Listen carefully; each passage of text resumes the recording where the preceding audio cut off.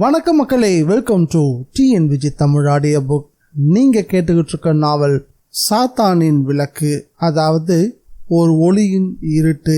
நம்ம சேனலுக்கு நீங்கள் ஃபர்ஸ்ட் டைம் வந்திருக்கீங்கன்னா சப்ஸ்கிரைப் பட்டனை ப்ரெஸ் பண்ணி நம்ம சேனலுக்கு சப்போர்ட் பண்ணுங்க. மறக்காம இந்த வீடியோவை உங்கள் ஃப்ரெண்ட்ஸ் அண்ட் ஃபேமிலிக்கும் ஷேர் பண்ணுங்க. அத்தியாயம் 1. காஷ்மீருடைய ஸ்ரீநகர்லேருந்து சரியா 80 கிலோமீட்டர் தூரத்தில் அந்த சின்ன கிராமம் இருந்துச்சு. அந்த ஊரோட பேர் பால்டால். கிராமம்னு சொன்னதுக்காக நம்ம ஊர் பஞ்சம்பட்டி புளியம்பட்டி மாதிரிலாம் உதாரணத்துக்கு எடுத்துக்க முடியாது. நாங்கள்லாம் வானத்துக்கு ஒற்றை அடிக்கிறதுக்கு தயாராக இருக்கிறோம் அப்படின்னு கிளம்பி வந்த மாதிரி உயர்ந்த பைன் மரங்கள். ஏன் நீங்கள் மட்டும்தான் உயரமாக வளருவீங்களா? நாங்களும் அதே அளவுக்கு முயற்சி பண்ணுவோம் அப்படின்ற மாதிரி காற்றில் ஆடிக்கிட்டு இருந்த யூக்கலிப்டஸ் மரங்கள்.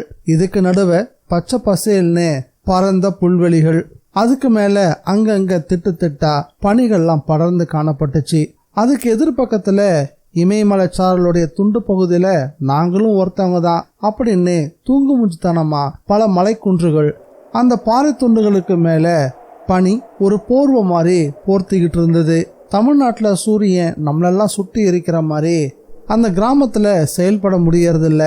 கிட்டத்தட்ட சூரியனுமே ரொம்ப சோர்வா தன்னால் முடிஞ்ச வரைக்கும் தலையை மட்டும் காட்டிட்டு கொஞ்சமாக வெப்பத்தையும் கொஞ்சமாக வெளிச்சத்தையும் கொடுத்துக்கிட்டு இருந்தான். அந்த பசுமையான பிராந்தியத்தில் வளைவான தார் சாலைகளும் பார்க்கறதுக்கு ஏதோ ஒரு பெரிய பச்சை கலர் பேப்பரில் கருப்பு ஸ்கெட்சால் கோடு போட்ட மாதிரி பளிச்சுன்னு தெரிஞ்சுது.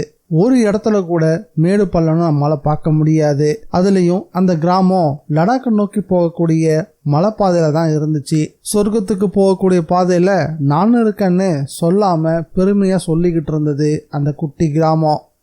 அதுல தான் தொழிலதிபர் அருணாச்சலத்துடைய காரம் சீறி பாஞ்சிக்கிட்டு இருந்தது. ஊரும் காடும் பார்க்கறதுக்கு ரொம்ப அழகா இருந்து என்ன பிரயோஜனம்? ஏதோ பார்க்கறதுக்கு பரிதாபமா இருந்தாரு. வருஷத்துக்கு சுமார் 300 கோடி ரூபாய்க்கு ஏற்றுமதி மட்டுமே செய்யக்கூடிய மிகப்பெரிய வியாபார காந்தா அவரு. ஒரு மாசத்துக்கு மட்டும் சுமாரா 2500 பேர் அவருடைய கையால சம்பளம் வாங்கிட்டு இருக்காங்க. ஸ்டேட்ல இருந்து சென்ட்ரல் வரைக்கும் முக்கிய நபர்கள் எல்லாருமே அவருடைய பாக்கெட்குள்ள தான். ஏதாவது ஒரு ஆங்கில பத்திரிகையில அப்பப்போ அட்டையிலையும் இடம் பிடிக்கிற பழக்கம் அவருக்கு இருந்துச்சு. பல குட்டி குட்டி கம்பெனிகள் மிஸ்டர் அருணாச்சலம் தான் எங்களுடைய ரோல் மாடல் அப்படின்னு ரொம்ப பெருமையா சொல்லிக்கிட்டு இருந்தாங்க. அப்படிப்பட்ட அருணாச்சலம் ரொம்ப கவலையா எதையோ பறிகொடுத்த மாதிரியே உட்கார்ந்துட்டு இருந்தாரு. அதனுடைய எதிரொலி தாடையில இருந்த வெள்ளை முடிகள். ஒரு கான்ஃபரன்ஸ்ல கலந்துக்கிறதுக்காக டெல்லி வந்தப்போ முழுன்னு ஷேவ்லாம் பண்ணி பார்க்கறதுக்கு பழைய காலத்து ஹிந்தி ஆக்டர் மாதிரி இருந்தாரு. கான்ஃபரன்ஸ் முடிஞ்ச பிறகு அவருடைய பிஏவான கார்த்திகேயன் வந்து அவருடைய காதை கடிச்ச பிறகுதான் இப்படி ஆயிட்டாரு. கார்த்திகேயன் காருடைய முன் சீட்ல உட்காந்துட்டு இருந்தான். காருக்குள்ள அருணாச்சலம் இருக்கிறது தெரியக்கூடாதுன்றதுக்காக கார் கண்ணாடிகள் கருமையாக்கப்பட்டிருந்தது. அதனால உள்ள இருந்து வெளியே ஊடுருவி பார்க்க முடியுமே தவிர வெளியில இருந்து யாராலையும் அவரை ஊடுருவி பார்க்கவே முடியாது. அவனும் கிட்டத்தட்ட காருக்குள்ள அமைதியாக தான் உட்காந்துட்டு வந்தான். அருணாச்சலம் தன்னுடைய லேப்டாப் எடுத்து கம்ப்யூட்டர்ல ஏதோ கணக்குகளை பார்த்துக்கிட்டே வந்தாரு. கார்த்திகேயன் எப்போ வந்து காதை கடிச்சானோ அப்பத்துல இருந்து இதோடைய செல்போனையும் சுவிட்ச் ஆஃப் பண்ணி வச்சிருந்தாரு. அந்த ரோட்ல கார் சீறி பாஞ்சுக்கிட்டு இருந்தது. ஏனோ தெரியல, அந்த மலைப்பாதையோடைய இடது பக்கத்துல கைப்பிடி சுவரே இல்லை. அதுதான் ஸ்ரீநகரோட ஸ்டைலோ என்னவோ தெரியல. ஒருவேளை இடது பக்கத்துல கார் திரும்பி இங்க இருந்து விழுந்துச்சுன்னா அதன் பிறகு கொஞ்சம் கூட எதுவுமே மிஞ்சாது. லேப்டாப்ல இருந்து கண்ணை எடுத்தவரு எதர்ச்சியா இடது பக்க கண்ணாடி வழியா பார்த்ததும் ஒரு நிமிஷம் அருணாச்சலத்துக்கு வயிறு பரட்ட ஆரம்பிச்சிருச்சு. டிரைவரை பார்த்தாரு. டிரைவரோட பெயர் மொய்தீன். ஸ்ரீநகரை சேர்ந்தவன் தான். 6 அடி உயரம், பருந்து மூக்கு, ட்ரிம் செய்யப்பட்ட தாடி. அவனும் காஷ்மீரை சேர்ந்தவன் தான். மலைப்பாதையில ஓட்டி பழக்கப்பட்டவன்றதுனால அவனை தேடி பிடிச்சிட்டு வந்தான் கார்த்தி. அவன் ரொம்ப சீரியஸா காரை ஓட்டிக்கிட்டு இருந்தான். அருணாச்சலம் கார்த்திகேயனை கூப்பிட்டாரு. யோ கார்த்தி சார், என்னையாது ரோடு ரொம்ப பயங்கரமா இருக்கு. அருணாச்சலம் கேட்கவும், ஆமா சார். யோ நீ ஆமோதிக்கிறதுக்காக நான் ஒன்னும் அதை கேட்கல. இந்த டிரைவர் லடாக் வரைக்கும் சரியா ஓட்டிட்டு போயிடுவானா? சார் ரொம்ப அனுபவசாலி சார் இவன், ஒரு ப்ராப்ளமும் வராது. எதுக்கும் கொஞ்சம் ஸ்லோவா போக சொல்லு. காரை இந்த விரட்டுறான். சரிங்க சார் அப்படின்னு சொன்ன கார்த்திகேயன் மொய்தீன் கிட்ட பேசுறதுக்கு முன்னாடி, ஆமா எப்போ போய் சேருவோன்னு உனக்கு ஏதாவது ஐடியா இருக்கா? சார் எப்படி இருந்தாலும் ஏர்லி மார்னிங் 5 மணிக்கெல்லாம் அங்க போய் சேர்ந்துடலாம். இங்கெல்லாம் காலையில் 5 மணிக்கெல்லாம் விடிஞ்சிடுது. அதோட அந்த டைமுக்கு போனாதான் அந்த பிட்சுவை பார்க்கவும் முடியும். ஏன் கொஞ்சம் லேட்டா போனா பார்க்க முடியாதோ? இல்லை சார், காலையில் 5 மணிலேருந்து 6 மணி வரைக்கும் தான் அவர் குகையை விட்டு வெளியே வருவார். நாம அப்ப சந்திச்சாதான் உண்டு. அதுக்கு பிறகு குகைக்குள்ள போயிடுவாரா? கார்த்திகேயன் ரொம்ப சீரியஸா பதில் சொல்லிக்கிட்டு இருந்தான். அதனால என்னையா, அவர் குகைக்குள்ள போனா நம்மளால போய் பார்க்க முடியாதான் என்ன? இல்லை சார், அப்படியெல்லாம் குகைக்குள்ள எல்லாராலும் போயிட முடியாது. அந்த பிட்சு மட்டும் தியானத்துல உட்காந்துட்டா கடவுளே வந்தாலும் அதை விட்டு களைய மாட்டார்னு வேற சொன்னாங்க. என்னையா நீ என்னென்னவோ சொல்லிக்கிட்டு இருக்க? இதுக்கு தான் நான் இந்த மாதிரி விஷயங்கள்ல எப்பவும் இறங்குறதே இல்லை. பேசாம நம்ம ஜிஎம் அனுப்பி வச்சிருக்கலாம். அப்படியெல்லாம் இல்லை சார், நம்ம ஜிஎம்மால இந்த மாதிரி அசைன்மெண்ட் எல்லாம் முடிக்கவே முடியாது. யோ, அந்த சதாசிவம் ஒரு சரியான கிறுக்கையா. அவன் பாட்டுக்கு செத்து போயிட்டான். இப்ப பாரு, அவனால நாம இந்த புத்த பிட்சு எல்லாம் தேடி போய் பார்க்க வேண்டியதா இருக்குது அப்படின்னு சலிச்சிக்கவும் ஆரம்பிச்சுட்டாரு அருணாச்சலம். அத்தியாயம் 2. மாவு பைய உதாரணம் மாதிரி பனிமழை பெஞ்சுக்கிட்டு இருந்தது. கண்ணு கெட்டின தூரம் வரைக்கும் பச்சையாவோ கருப்பாவோ ஒரு விஷயத்த கூட பார்க்கவே முடியல. எங்க பார்த்தாலும் பனிப்படுக்கை தான். நடுங்கக்கூடிய குளிர்ல பனித்துகள்கள் ஒரு இராணுவ அணிவகுப்பை நடத்திக்கிட்டு இருந்தது. அதிசயமா ஷிகாரா அப்படின்ற ஒரே ஒரு குன்று பகுதி மட்டும் துளி கூட பனியே இல்லாம வெறும் கல் குன்றா காட்சி அளிச்சிட்டு இருந்தது. அந்த குன்றுடைய ஒரு பருத்த பாறைக்கு மேல ஒரு கிழட்டு கழுகு. அதோட கழுத்துல துளி கூட முடியே இல்லை. கழுத்தும் கிட்டத்தட்ட ஒரு ஜானு கைப்பிடிக்குள்ள அடக்கி விட்ட மாதிரி அரக்கு நிற இரும்பு துண்டு போல இருந்துச்சு. அதை பார்க்கறதுக்கு அது யாருக்காகவோ காத்துக்கிட்டு இருக்க மாதிரி தெரிஞ்சுது. குறிப்பிட்ட ஒரு திசையை மட்டும் அது பார்த்துக்கிட்டே இருந்துச்சு. அந்த பனிமலை காட்டுல ஒரு ஜீப் ஓடி இருக்குது அப்படின்றதுக்கு அடையாளமா டயர் சக்கரங்கள் உழுது போட்ட மாதிரி ஒரு பாதை கீழல். அதுக்கு மேல ராணுவத்துடைய எல்லை பாதுகாப்பு படையோட ட்ரக் ஒன்று ரொம்ப தூரத்துல வந்தபடி இருந்துச்சு. நெருங்கதான் அதுல ஒரு 20க்கு மேல ராணுவ வீரர்கள் இருக்கிறாங்கன்னு தெளிவா தெரியவும் செஞ்சுது. நடுநயமா ஒருத்தர் மட்டும் மிஷின் கன்னோட ட்ரக்கோட நடு முதுகுல நின்றுட்டு இருந்தாரு. அதுவும் பாதுகாப்புக்காக. அந்த ட்ரக்கும் அந்த குன்று பக்கம் வரவும் சற்று வேகம் எடுக்க ஆரம்பிச்சது. அவருடைய வேகம் தாழாம 4 புறமும் பனிக்கட்டுகள்லாம் உடஞ்சி சிதற ஆரம்பிச்சது. ரோட்டுக்கு மேல இருந்த பனிக்கட்டுகள்லாம் உடஞ்சி சிதற ஆரம்பிச்சதும் ஒரு வெள்ளை புகை மூட்டமே அங்க தற்காலிகமா உருவாகிட்டு இருந்தது. ட்ரக் வேகம் எடுக்கக்கூடிய சமயத்துல அந்த ட்ரக்ல இருந்த வீரர்கள் ஒரு விதமான அச்சத்தோட அந்த மலையை பார்த்தாங்க. சில பேர் சிரிக்கவும் ஆரம்பிச்சாங்க. ஹிந்தியில அவங்களுக்குள்ள பேசிக்கவும் தொடங்கினாங்க. இந்த சிகர மலை இருக்குதே, இங்கதான் உலகத்துல இருக்கக்கூடிய எல்லா கெட்ட ஆன்மாக்களும் குடியேறக்கூடிய பகுதின்னு எல்லாரும் நம்பிக்கிட்டு இருக்காங்க அப்படின்னு ட்ரக்ல இருந்த மேஜர் சந்திரபால் அப்படின்ற பிரதாப் அப்படின்ற ராணுவ வீரன் சொல்லிட்டு இருந்தான். அவரும் ஆச்சரியமா அப்படியா அப்படின்னு கேட்டாரு. ஆமா, இந்த மலையை பார்த்தா எல்லாருக்குமே பயந்தான். பிரதாப் சொல்லவும் மேஜர் சந்திரபால், எனக்கு ஒன்னும் பார்த்தா அப்படி தெரியலையே. அப்படியா, வேணா ஒண்ணு செய்யுங்க, வண்டியை நிறுத்திட்டு இறங்கி போய் ஒரே ஒரு கல்லை மட்டும் எடுத்துட்டு வர்றதுக்கான தைரியம் உங்ககிட்ட இருக்கா? பிரதாப் கிண்டலா கேட்டான். உடனே அவருக்கு கோவம் வந்துருச்சு. கல் என்ன, விட்டா ஒரு மூட்டை மணலே கொண்டு வந்துடுவேன். ஒரு மூட்டைலாம் எனக்கு தேவையில்லை, ஒரே ஒரு கல் துண்டு, அதை மட்டும் நீங்கள் கொண்டு வந்துடுங்க மேஜர் அப்படின்னு கிண்டலா சொல்லவும், ஓகே ட்ரக்கை நிறுத்துங்க, நாமெல்லாம் பாகிஸ்தானோட மிசைலுக்கே பயப்படாதவங்க, இந்த மலைக்குன்றை பார்த்தா பயப்பட போகிறோம். மேஜர் சந்திரபால் கட்டளையிடவும் ட்ரக் நின்றுச்சு. சந்திரபால் வேகமாக கீழே குதிச்சாரு. இதை பார்த்த மற்ற இராணுவ வீரர்கள் எல்லாமே, மேஜர் வேண்டாம் மேஜர், அங்கே போனால் யாருமே திரும்பி வரதே இல்லை அப்படின்னு சொன்னாங்க. ஆனால் மேஜர் சந்திரபால் அதெல்லாம் கேட்குற மாதிரிலாம் இல்லை. இல்லை, நான் அங்கே போயே ஆகணும். பனியே இல்லாத அந்த குன்றில் ஒரு டெலஸ்கோபிக் வியூ பில்டிங்கே கன்ஸ்ட்ரக்ட் பண்ணலாம். அவசியப்பட்டால் இந்த ஜோனுக்கு தேவையான உணவு சமைக்கக்கூடிய ஒரு கேண்டீனை கூட அங்கே கன்ஸ்ட்ரக்ட் பண்ண முடியும். பனியே இல்லாத அந்த குன்றை பார்த்ததும் வேகமாக பேசினாரு சந்திரபால். மேஜர், இப்படி பல திட்டங்களை ஏற்கனவே ஒரு பிரிகேடியர் ஒருத்தர் போட்டாரு. அதை செயல்படுத்துறதுக்காக அந்த மலை மேலே ஏறியும் போனாரு. போனவர் திரும்பி வரவே இல்லை. இதை கேட்டதும் சந்திரபால் சிரிச்சுட்டு, நீங்கள் பிரிகேடியர் கர்னல்னு யாரை பற்றி சொன்னாலும் நான் கவலைப்பட போகிறதில்ல. நான் சந்திரபால், என் வழி தனி வழி அப்படின்னு ரஜினி ஸ்டைலில் டயலாக்கும் பேச ஆரம்பிச்சிட்டாரு. வேண்டாம் மேஜர், இவன் சொல்றான்றதுக்காக நீங்க அதெல்லாம் பண்ண வேணாம். நாம இன்னும் 1 மணி நேரத்துக்குள்ள லேவோட கேம்ப்ல இருந்தாகணும். அங்க கர்னல் ராம்நாயக்கோட ஃபேர்வெல் பார்ட்டி நமக்காக காத்துக்கிட்டு இருக்கு. விசேஷமா அதுக்காக பல ஏற்பாடுகளையும் பண்ணி வச்சிருக்காங்க. கட்டாயமா நம்ம அதில் கலந்துக்க தான் போறோம். அப்படி கலந்துக்கும் போது என் கையில நீங்க மிரட்டலா சொன்னீங்களே இந்த ஷிகாரா மலையோட கல் ஒன்னாவது இருந்ததுன்னு எனக்கு பெருமை. மேஜர் சந்தர்பால் தான் ஒரு விடா கண்டன்ற மாதிரி ரொம்ப பெருமையா பேசிட்டு அந்த மலையை நோக்கி வேக வேகமா வீறு நட போட ஆரம்பிச்சிட்டாரு. ட்ரக்ல இருந்த வீரர்கள் எல்லாருமே அவரை பயத்தோடு பார்க்க ஆரம்பிச்சாங்க. ராணுவ வீரர்களை பொறுத்த வரைக்கும் மலை ஏறது பெரிய விஷயம்லாம் கிடையாது. அதுலயும் மேஜர் சந்தர்பால் பத்தி சொல்லவே வேணாம். பனிமலையில ஆக்சிஜன் பத்தி கவலையே படாம பல சிகரங்களோட உச்சியை தொட்டு பார்த்தவர் அவரு. அதனால விறுவிறுன்னு தாவி குதிச்சு மேலே ஏற ஆரம்பிச்சாரு. அந்த பாறை மேல உட்காந்துட்டு இருந்த கழுகும் அவரை தான் பார்த்துக்கிட்டு இருந்தது. மேஜர் சந்தர்பால் ஒவ்வொரு பாறையிலையும் ஏறி போக ஆரம்பிச்சாரு. நடுநடுவ பாறைகள் எல்லாம் அவரை மறைக்க ஆரம்பிச்சது. சில பாறைக்கு மேல ஏறி நின்னவரு அங்கிருந்து ட்ரக்கை திரும்பி பார்க்கவும் செஞ்சாரு.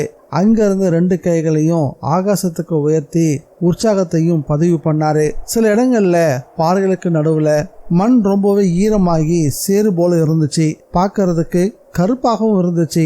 அதையெல்லாம் அவர் பார்த்தபடி தான் நடந்துகிட்டு இருந்தாரு. பாறைகளுக்கு மேல எல்லாம் உப்பு பூத்து இருந்தது.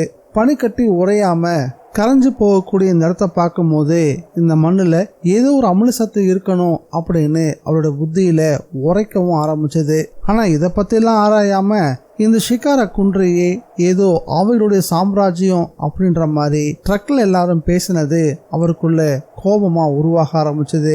ஒரு பாறைக்கு மேல நின்று தன்னுடைய எண்ணத்தை பிரதிபலிக்கவும் ஆரம்பிச்சாரு. பிரதாப், பிரகாஷ், இங்க எந்த அதிசயமும் இல்லை. ஆராய்ச்சியாளர்களை கூட்டு வந்து இங்க ஆராய்ச்சி பண்ணோம்னா கண்டிப்பா பெட்ரோல் கிடைக்க கூட வாய்ப்பு இருக்கு. நீங்க எல்லாம் ஏதோ தப்பா புரிஞ்சுக்கிட்டு இருக்கீங்கன்னு நினைக்கிறேன் அப்படின்னு எக்கோ வாய்ஸ்ல மேல இருந்து ட்ரக்கை பார்த்து பேசினாரு. வாய்க்கு பக்கத்துல இரு கைகளையும் அடைச்சிக்கிட்டு ஒரு கூவலோட அவர் கத்துனது ரொம்ப ரொம்ப தேஞ்சு போய் தான் ட்ரக்ல இருக்கவங்களுக்கு வந்து சேர்ந்துச்சு. ட்ரக்ல இருந்த பிரிகேடியர் பிரகாஷ்ன்றவரு ஒரு டெலஸ்கோப்பை எடுத்து அவர் கழுத்துல மாட்டிக்கிட்டு ட்ரக் பக்கத்துல இருந்து சந்தர்பால கவனிக்க ஆரம்பிச்சாரு. விரல் நுனிகள் லென்ஸை உடுக்கி தூரப்புள்ளிய தெரிஞ்சவரை விஸ்தாரமா காட்ட தொடங்குச்சு. அதே சமயம் பிரகாஷோடைய அந்த கூரிய பார்வையில சந்தர்பாலுடைய தலைக்கு மேல கருப்பு புகை மாதிரி சில உருவங்கள் பறக்கிற மாதிரியும் தெரிய ஆரம்பிச்சது. அதை பார்த்ததும் பிரகாஷ் பதறி போய் மை காட் அப்படின்னு சத்தமா சொல்லவும் செஞ்சாரு. இத மற்ற ராணுவ வீரர்களும் கவனிச்சிட்டாங்க. என்ன மிஸ்டர் பிரகாஷ், என்னாச்சு அப்படின்னு பதட்டத்தோட கேட்கவும் மேஜரோட தலைக்கு மேல கருப்பு நிறத்துல சில உருவங்கள் வௌவால் மாதிரி பறந்துகிட்டு இருக்கு அப்படின்னு பதட்டத்தோட சொன்னாரு பிரகாஷ். இதை கேட்டதும் பிரதாப் அந்த டெலஸ்கோப்பை வாங்கி மேஜர் சந்தர்பால் இருந்த இடத்த பார்த்தாரு. பிரதாப் பார்த்தப்போ அந்த பாறைக்கு மேல நின்றுட்டு இருந்த சந்தர்பால காணோம். கருப்பு உருவங்களும் அவர் கண்களுக்கு தெரியல. எங்க பிரகாஷ், மேஜரை பார்க்கவே முடியலையே அப்படின்னு சொல்லவும், இல்லையே அங்கதான் நின்றுட்டு இருந்தாரு, இல்ல பாருங்க அப்படின்னு டெலஸ்கோப் கை மாறுச்சு. முன்ன மேஜர் எங்க நின்றுட்டு இருந்தாரோ அந்த இடத்துல பிரகாஷ் மறுபடியும் பார்க்கும்போது அங்க மேஜர் சந்திரபால் கண்ணுக்கே தெரியல. அவர் நின்றுட்டு இருந்த பாறை மட்டும்தான் அங்க அப்படியே இருந்துச்சு. அதே சமயம் வான்வெளியில யாரோ அவசரமா கூப்பிட்டு விட்ட மாதிரி திமு திமுன்னு கருமேக கூட்டெல்லாம் வர தொடங்கிருச்சு. கூடவே ஒரு மின்னலும் சவுக்கு மாதிரி சுடக்கவும் செஞ்சது. அதை ட்ரக்ல இருந்த எல்லாருமே கவனிச்சாங்க. கூடவே பதறவும் ஆரம்பிச்சாங்க. மேகங்கள்லாம் பார்க்க ரொம்ப அடர்த்தியா இருக்குது. மழை ரொம்ப பலமா வரும் போல இருக்கே. இந்த நேரம் பார்த்து மேஜர் இப்படி பண்ணிட்டாரு, அவரையும் ஆளை காணல. பிரகாஷ் பதற ஆரம்பிச்சிட்டாரு. மழையும் திடமான நீர் சொட்டுகளோட தரையில இறங்க ஆரம்பிச்சது. அவங்க இருந்த அந்த பகுதியை முழுசா ஆக்கிரமிக்கவும் தொடங்குச்சு. சார், இனி இங்க இருக்கிறது ஆபத்துன்னு எனக்கு தோணுது. ஒருவேளை லேண்ட்ஸ்லைட் ஏதாவது வந்துச்சுன்னா அப்புறம் பனி நம்மள முழுகடிச்சிடும். சரி, உடனே கிளம்புங்க, கமான் குயிக் அப்படின்னு சொல்லிட்டு எல்லாருமே ட்ரக்குக்கு திரும்பினாங்க. ட்ரக் அங்கிருந்து மறுபடியும் சீர தொடங்குச்சு. பிரதாப் சொன்னது மாதிரியே 100 யானைகள் நேருக்கு நேராக மோதிக்கிட்ட மாதிரி கடுமையான இடி சப்தங்கள், மின்னல் ஒன்னோட ஒன்று மோதி வெட்ட ஆரம்பிச்சது. அந்த மின்னல் ஒரு பனி மேல ஈட்டி மாதிரி வந்து இறங்கவும் அப்படியே அந்த பனிப்பாலம் ராட்சசமா பிளந்து சரிய ஆரம்பிச்சது. ஓடக்கூடிய ட்ரக்கினுடைய பின்புறமா திபுதிபுன்னு பனிக்கட்டிகள்லாம் ஓடி வந்து விழ ஆரம்பிச்சது. ட்ரக்ல இருந்த அத்தனை பேரோட கண்களும் பயத்துல மிரண்டு போயிருந்தது. சந்தர்பால் ரொம்பவே அவசரப்பட்டுட்டாரு. நாம் அவரை இழந்துட்டோம். ட்ரக்குக்குள்ள பிரதாப் கைகளை குத்திக்கவும் செஞ்சாரு. ட்ரக்கும் தன்னால முடிஞ்ச வேகத்துல சீறி பாஞ்சுகிட்டு இருந்தது. பல இடங்கள்ல பனிப்பாலங்கள் மேல ஏறி அதெல்லாத்தையும் சுக்குநூற உடைச்சபடி முன்னேறிட்டு இருந்தது அந்த ட்ரக். ஏறத்தாழ ஒரு 10 கிலோமீட்டர் தூரம் வரைக்கும் இதே நிலைமை தான். அதன் பிறகுதான் சமதள பகுதிக்கே வந்து சேர்ந்தாங்க. அங்க வந்த பிறகுதான் நிலப்பரப்பும் புற்களும் கண்களுக்கு தெரிய ஆரம்பிச்சது. ட்ரக்கை நிறுத்த சொல்லிட்டு திரும்பி பார்த்தப்போ ஷிகாரா மலையே தெரியாதபடி மழை மேகங்கள் அதை மூடி இருந்தது. எல்லார் முகமும் இருண்டு போயிருந்தது. ட்ரக் டிரைவர் சந்தர்பாலுக்காக சிலுவை அடையாளத்தையும் போட்டுக்கவும் செஞ்சான். அதன் பிறகு அந்த ட்ரக்குக்குள்ள இருந்து யாருமே பேசவே இல்லை. அந்த மௌனத்தை பிரதாப் தான் கடைசியா கலைச்சான். இனி நடக்க போறது ஃபேர்வெல் பார்ட்டி கிடையாது, சந்தர்பாலுக்கான நினைவஞ்சலி கூட்டம் தான். கமாண்டர் நம்மள காட்சி எடுக்க போறாரு.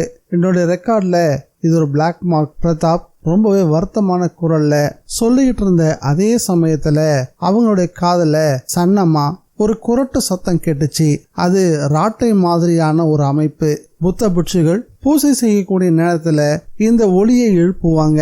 குச்சி போல இருக்கும். அதனோட அடிபாகத்தை பிடிச்சுக்கிட்டு மேல் பக்கத்தை சுழட்டும் போது அது ராட்டை மாதிரி சுழல ஆரம்பிக்கும். அதுல இருந்து டர்ன்னு ஒரு சத்தமும் வெளிப்பட ஆரம்பிக்கும். வண்டியில இருந்த எல்லார் பார்வையும் சப்தம் வந்த பக்கம் திரும்ப ஆரம்பிச்சது. புத்த பிட்சு ஒருத்தர் தன்னுடைய இடது கரத்துல அந்த குரட்டு குச்சி ஒன்ன சுழற்றியபடி நடந்து போய்கிட்டு இருந்தாரு. அந்த அத்துவான பனிமலை காட்டுல கழுத்து வரைக்கும் வளைச்சு கட்டப்பட்டிருந்த காவி வேட்டியோடையும் மொட்டைத்தலையோடையும் அவர் காட்சி கொடுத்தாரு. அந்த மலைக்காட்டுல புத்த பிட்சுகளுடைய மடாலயங்கள் உண்டு. சீன பாணியிலான கூம்பு குறையோடு கூடிய புத்த பிட்சுகள் தங்கக்கூடிய விகாரங்களும் சில இடங்கள்ல இருக்கும். பிட்சுக்கள் ஏகாந்தமா நம்ம ஊர் மலை சித்தர்கள் போல குளிரையோ மழையையோ எதையுமே பொருட்படுத்துறது கிடையாது. இந்த காட்சிகள் எல்லாம் அங்க வேலை செய்யக்கூடிய ஜவான்களுக்கு ஒன்றும் புதுசு கிடையாது. இருந்தாலும் மழை வளைச்சு பிடிச்சிருக்கக்கூடிய அந்த ஷிகாரா குண்டு நோக்கி அந்த பிட்சு நடந்து போய்கிட்டு இருக்கிறது ட்ரக்ல இருந்த ராணுவ வீரர்கள் மனசுக்குள்ள ஆச்சரியத்தையும் ஒரு பயத்தையும் மூட்டுச்சு. அவர் போறத வீரர்கள் எல்லாருமே பார்த்துக்கிட்டே இருந்தாங்க. அந்த பிட்சுவும் ஒரு கட்டத்துல கண்களை விட்டு மறைஞ்சிட்டாரு. ட்ரக் மறுபடியும் அங்கிருந்து கேம்பை நோக்கி புறப்பட்டுச்சு. அத்தியாயம் 3. லே செல்லக்கூடிய அந்த பாதை ஒரு முடிவுக்கு வந்த மாதிரி தோணுச்சு. பனிப்புகை ஒரு ராட்சச பந்து போல வழியை மறிச்சுக்கிட்டு இருந்தது. டிரைவராலையும் அதுக்கு மேல கார்ல பயணிக்க முடியாது அப்படின்ற மாதிரி காரை நிறுத்தினா. குளிர் தாங்க முடியாம கைகளை பரபரன்னு தேய்ச்சிக்கவும் ஆரம்பிச்சான். வழக்கமா அருணாச்சலம் 10 மணிக்கெல்லாம் தூங்க போயிடுவாரு. அவர் இரவு நேரத்துல விழிச்சிருக்கிற நாட்களே ரொம்ப சொற்பந்தான். எப்பயாச்சும் கிரிக்கெட் மேட்ச் நடந்தா கொஞ்ச நேரம் ஆர்வமா டிவி முன்னாடி உட்காந்துட்டு இருப்பாரு. அதுவுமே கூட எப்பயாவது தான் நடக்கும். அப்படிப்பட்டவரு இன்னைக்கு காருக்குள்ள முழிச்சுக்கிட்டு இருக்காரு. குளிர் அவரை தூங்கவே விடல. இந்த அளவுக்கு குளிரும் அவர் எதிர்பார்க்கவே இல்லை. காரு நிற்கவும் கார்த்திக் கிட்ட விசாரிக்க ஆரம்பிச்சாரு. என்ன கார்த்தி, ஏன் கார் நின்று போச்சு? இல்ல சார், இதுக்கு மேல காரை ஓட்ட முடியாது, ரோடு சரியா தெரியலன்னு சொல்றாரு டிரைவர். இது தெரியாம ஏன் என்ன கூட்டிட்டு வந்தீங்க? அருணாச்சலம் குரல்ல ஒரு கணிசமான கோபம் தெரிஞ்சது. சாரி சார், எப்படியும் போய் சேர்ந்துடலான்ற ஒரு நம்பிக்கை இருந்துச்சு. மண்ணாங்கட்டி, இப்ப பாரு என்னைய கொண்டு வந்து நடு ரோட்ல நிப்பாட்டி வச்சிருக்க. சரி பக்கத்துல ஏதாவது டிராவல்ஸ் பங்களா இருக்கான்னு கேளு. அந்த கேள்வியை கார்த்திகேயன் காஷ்மீர் மொழியில அந்த டிரைவர் கிட்ட கேட்டான். அதுக்கு அந்த டிரைவர் தனக்கு இந்த பக்கம் புதுசுதான், எனக்கும் அதெல்லாம் தெரியாதுன்னு சொல்லிட்டான். அப்படி சொன்னதும் கார்த்திக்கு கோவம் வந்துடுச்சு. என்னையா நீ இப்படி பண்ணிட்ட, இப்ப என்ன பண்றது? கார்த்திக் கேட்கவும், சார் நார்மலா லேவுக்கு தரவழியில போறது ரொம்பவே கஷ்டங்க. விமானத்துல போறது தான் சரியான வழியும் கூட. அதுவும் சீசன்ல தான் போகணும். ஏதோ நீங்க கூப்பிட்டீங்கன்னு வந்த வேலை எப்படி ஆயிடுச்சு அப்படின்னு காஷ்மீரிலேயே அவன் பதிலும் சொன்னான். யோ, இந்த பதில நான் போய் எம்டி கிட்ட சொன்னேன்னு வையி, என்ன ஓங்கி ஒரு அரைவாரு தெரியுமா உனக்கு? இதுக்கு நான் என்ன சார் பண்ண முடியும்? நீங்க தான் ரொம்ப அவசரம்னு கூப்பிட்டீங்க, அதனாலதான் நானும் வந்தேன்னு மறுபடியும் சொன்னான் அந்த டிரைவர். அதெல்லாம் சரிதான்யா, குளிர் வேற வாயில இருக்க எச்சிலையே ஐஸா மாத்திக்கிட்டு இருக்கு. இப்ப ஏதாவது ஒரு நல்ல வழியும் சொல்ல. எனக்கும் தெரியல சார், பேசாம கம்பளி இருந்த எடுத்து போத்திக்கிட்டு கார்லயே படுத்துக்கலாம். விடியட்டும், சூரியன் வந்ததும் பனிலாம் விலக ஆரம்பிச்சிடும். அதுக்கப்புறம் ஒரு வேளை பாதை தெரியலாம் அப்படின்னு அந்த டிரைவர் சொல்லவும், அப்போ கூட பாதை தெரியலான்னு தான் சொல்ற. யோ, காலையில 5 மணிக்கு போனாதான் ஐயா அந்த புத்த பிட்சு நம்மளால இப்ப சந்திக்க முடியும். சாரி சார், இதுக்கு மேலே நான் என்ன சொல்கிறதுன்னு எனக்கே தெரியல. சரி, இன்னும் எவ்வளோ தூரம் தான் ஏன் போகணும்? 3 மணி நேரம் பயணம் பண்ணி ஆகணும் சார். ரோட்டோரமாக இருக்கக்கூடிய அந்த மைல்கள் கூட தெரியல பாருங்க, அந்த அளவுக்கு அடர்த்தியாக பனி பெஞ்சிக்கிட்டு இருக்கு. கார்த்திகேயனும் டிரைவரும் மாறி மாறி காஷ்மீர் மொழியில் பேசிகிட்டு இருக்கிறத கேட்டதும் அருணாச்சலத்துக்கு மேலும் எரிச்சல் அதிகமாக ஆரம்பிச்சது. என்ன கார்த்தி, என்னதான் சொல்றான் அந்த டிரைவர் அப்படின்னு உள்ள இருந்து சத்தமா கேட்டாரு. சார், பக்கத்துல ஒரு டிராவல்ஸ் பங்களா இருக்கான், அதுல போய் தங்கிக்கலாம் அப்படின்னு கார்த்தி கொஞ்சமும் யோசிக்காம ஒரு பொய்ய சொன்னான். அப்போ கார் அங்க விட வேண்டியது தானே, ஒரு அடி கூட எடுக்க முடியாதுன்னு சொல்றான் சார். எதிரில் பாருங்க, கார் பேனட் கூட தெரியல. கார்த்திக் கையை காட்டவும் அருணாச்சலமும் பார்த்தாரு. காரோட டேஷ்போர்டு கண்ணாடிக்கு அப்பால சாம்பிராணி போட்டது மாதிரி பனிப்புகையோட ஆக்கிரமிப்பு ரொம்ப அதிகமா தெரிஞ்சது. நீ சரியான ஒரு முட்டாளியா, பேசாம வண்டியை திருப்பு, பால்டாலுக்கே போயிடலாம். ஏன் சார், கார் எடுக்கிற மாதிரி இருந்தா முன்னோக்கி போயிடலாமே. பாருங்க எவ்வளவு அடர்த்தியா பனி பெஞ்சுக்கிட்டு இருக்கு. கார்த்தி ரொம்ப பணிவான குரல்ல சொன்னா. முட்டாள் முட்டாள். அருணாச்சலத்துடைய முகம் சிவந்து போக ஆரம்பிச்சது. பெருமூச்சு விட ஆரம்பிச்சிட்டாரு. அந்த காற்றுக்கே பனி புகை சிகரெட் புகை மாதிரி அவர் வாயில இருந்து வெளிப்பட்டுச்சு. பிரவுன் நிற கோட்டை இறுக்கி பிடிச்சுக்கிட்டாரு. டையையும் இறுக்கி விட்டுக்கிட்டாரு. சரியா, ஷால் ஏதாவது சுட்கேஸ்ல இருக்கா பாரு. சார், டிக்கியில கம்பளியே இருக்கு சார். முதல்ல இறங்கி அதை கொஞ்சம் எடு, குளிர் தாங்க முடியல பாரு. நிச்சயமா நாளை காலையில காய்ச்சல தான் விழ போறேன். கல்கத்தாவில் நடக்கக்கூடிய கான்ஃபரன்ஸ், கன்னியாகுமரியில் நம்ம டெப்போட பில்டிங் கிரகப்பிரவேசம், எதுக்கு நான் போக போறதில்ல பாரு. இல்லை சார், நம்ம நிச்சயமா போயிடலாம். ஆமா ஆமா, பரலோகத்துக்கு தான் போகணும் போல இருக்கு. அவரு ரொம்பவே அழுத்துக்கவும் ஆரம்பிச்சாரு. கார்த்தி காரை விட்டு இறங்க முயற்சி பண்ணா. காரோட கைப்பிடியே ஐசா மாறி இருந்தது. வேகமா கதவை திறக்கவும் பனிப்போக காருக்குள்ள வேகமா நுழையவும் செஞ்சுது. காரோட கதவை சட்டன்னு மூடினவன் பின்புறமா போய் டிக்கியை திறந்தான். உள்ள வாட்டர் கேன், கம்பளி அப்படின்னு தேவையான அத்தியாவசிய பொருட்கள் எல்லாமே இருந்துச்சு. கார்ல இருந்து ஒரு மஃப்ளரையும் கூடவே ஒரு கம்பளியையும் எடுத்துக்கிட்டு டிக்கியை மூடிட்டு நிமிர்ந்தான். டிக்கியை திறந்து மூடக்கூடிய சத்தத்தை தவிர வேற எதுவுமே அங்க கேட்கல. அப்படி ஒரு நிசப்தம் அங்க இருந்துச்சு. இதுக்கு நடுவுல டக் டக்குன்னு ஷூ காலோட யாரோ நடக்கிற மாதிரியான ஒரு சப்தமும் கேட்டுச்சு. கார்த்திக்கு ஆச்சரியமாவும் அதிர்ச்சியாவும் இருந்துச்சு. அவனுடைய பார்வை அவனையே அறியாம சத்தம் வந்த திக்க நோக்கி போக ஆரம்பிச்சது. அந்த இடத்துல மேஜர் சந்தர்பால் தன்னுடைய ராணுவ உடையில வரப்பா நின்றுகிட்டு இருந்தாரு. அவரை பார்த்ததும் கார்த்திகேயனுக்குள்ள ஒரு புது தெம்பு. தன்னுடைய வாய் விட்டு வாவ் அப்படின்னு சொல்லிட்டாரு. அதுக்கு காரணம் ராணுவ கேம்ப் எங்கேயோ பக்கத்துல தான் இருக்குது அப்படின்னு கார்த்தி நம்பினான். மனசுல எழுந்த கேள்வியோட சார் அப்படின்னு பலமா கூப்பிடவும் செஞ்சான். ஆனா அவரு எந்த பதிலையும் சொல்லாம பனிப்புகை படலத்துக்குள்ள திரும்பவும் மறைஞ்சு போனாரு. கார்த்திகேயனும் அவர் போன திசையில சில தூரம் ஓடி போய் பார்த்தான். இருட்டுல கண்கள் தான் கரிச்சுது. அந்த மிதியடி சப்தம் கூட அவனுக்கு கேட்கவே இல்லை. கடிகாரத்தை பார்த்தான். அப்போ மணி சரியா 12. அத்தியாயம் 4. அந்த மயானம் பரப்பளவுலையும் கொள்ளளவுலையும் ரொம்பவே பெருசாதான் இருந்துச்சு. ஊருக்கு தெற்க அடர்ந்த மரக்கூட்டங்களுக்கு கீழே கூம்பு கூம்பான சமாதிகளோட அது கடந்தது. 4-5 எரிமேடைகள் இருந்துச்சு. சதா சர்வ காலமும் அதுல நெருப்பு கங்குங்க கணிஞ்சுக்கிட்டே தான் இருக்கும். இதனால ஓரளவு வெளிச்சமும் மிதமான புகையுமா அந்த மயானம் எப்பவும் காட்சி கொடுத்துக்கிட்டு இருக்கோம். செங்கோட்டை சாமின்றவன் தான் அங்க வெட்டியா. ஆனா அவனே கூட நள்ளிரவு நேரத்துல அங்க தங்கறதுக்கு அச்சப்படுவான். 7-8 மணிக்கெல்லாம் அந்த மயானத்தை விட்டே கிளம்பிடுவான். வெறிச்சோடி கிடக்கக்கூடிய அந்த மயானத்துக்கு சில மந்திரவாதிங்க மட்டும் அப்பப்போ வந்துட்டு போறது உண்டு. அவங்களும் கூட காப்பு கட்டிக்கிட்டு கையில சக்க பெரம்போடையும் அதோட நுனியில சதங்கை மணிகளோடையும் தான் வருவாங்க. அப்படிதான் உள்ள நுழைஞ்சுக்கிட்டு இருந்தான் தர்மன் அப்படின்ற ஒரு மந்திரவாதி. கருப்பு போர்வையால உடம்ப மூடி இருந்தான். கையில பெரம்பும் வச்சிருந்தான். அப்பப்போ அந்த பெரம்ப சினுங்கவும் செஞ்சான். அவன் நடந்து வரும்பொழுதே லேசா புழுதியும் பறந்துச்சு. காலில கவனமா ஜாதிபத்திரி மரத்தோடைய பாதக்குரோடுகளை அணிஞ்சுக்கிட்டு இருந்தான். சில மரங்களும் சில வேர்களும் கெட்ட ஆத்மாக்களுக்கு சிம்ம சொப்பனமா இருக்கும். அதுங்க கிட்ட வரவே வராது. மயானத்தோட முகப்புல ராட்சசர்களுடைய பம்பை தலை போல 2 தூங்கு மூஞ்சு மரங்கள் இருந்துச்சு. மரத்துல துளிர்க்கக்கூடிய தேன் காய்களை குருவிகள் கொத்தி தின்னும். அணில் கூட்டத்துக்கு இந்த தூங்கு மூஞ்சு மரம்னா கொள்ளை பிரியும். சௌகரியமா மரப்பட்டோட இருக்குகள்ல புகுந்துகிட்டு தூங்க முடியும். அப்படி தூங்கும் போது இதை தெரிஞ்சு வச்சிருக்கிற சாரை பாம்புகளும் பச்சை பாம்புகளும் அந்த மரத்துக்கு மேலே ஏறி வேட்டையில இறங்க ஆரம்பிச்சிரும். சுவர் கோழிகளுக்கும் இந்த மரம் ஒரு அடைக்கல வீடு.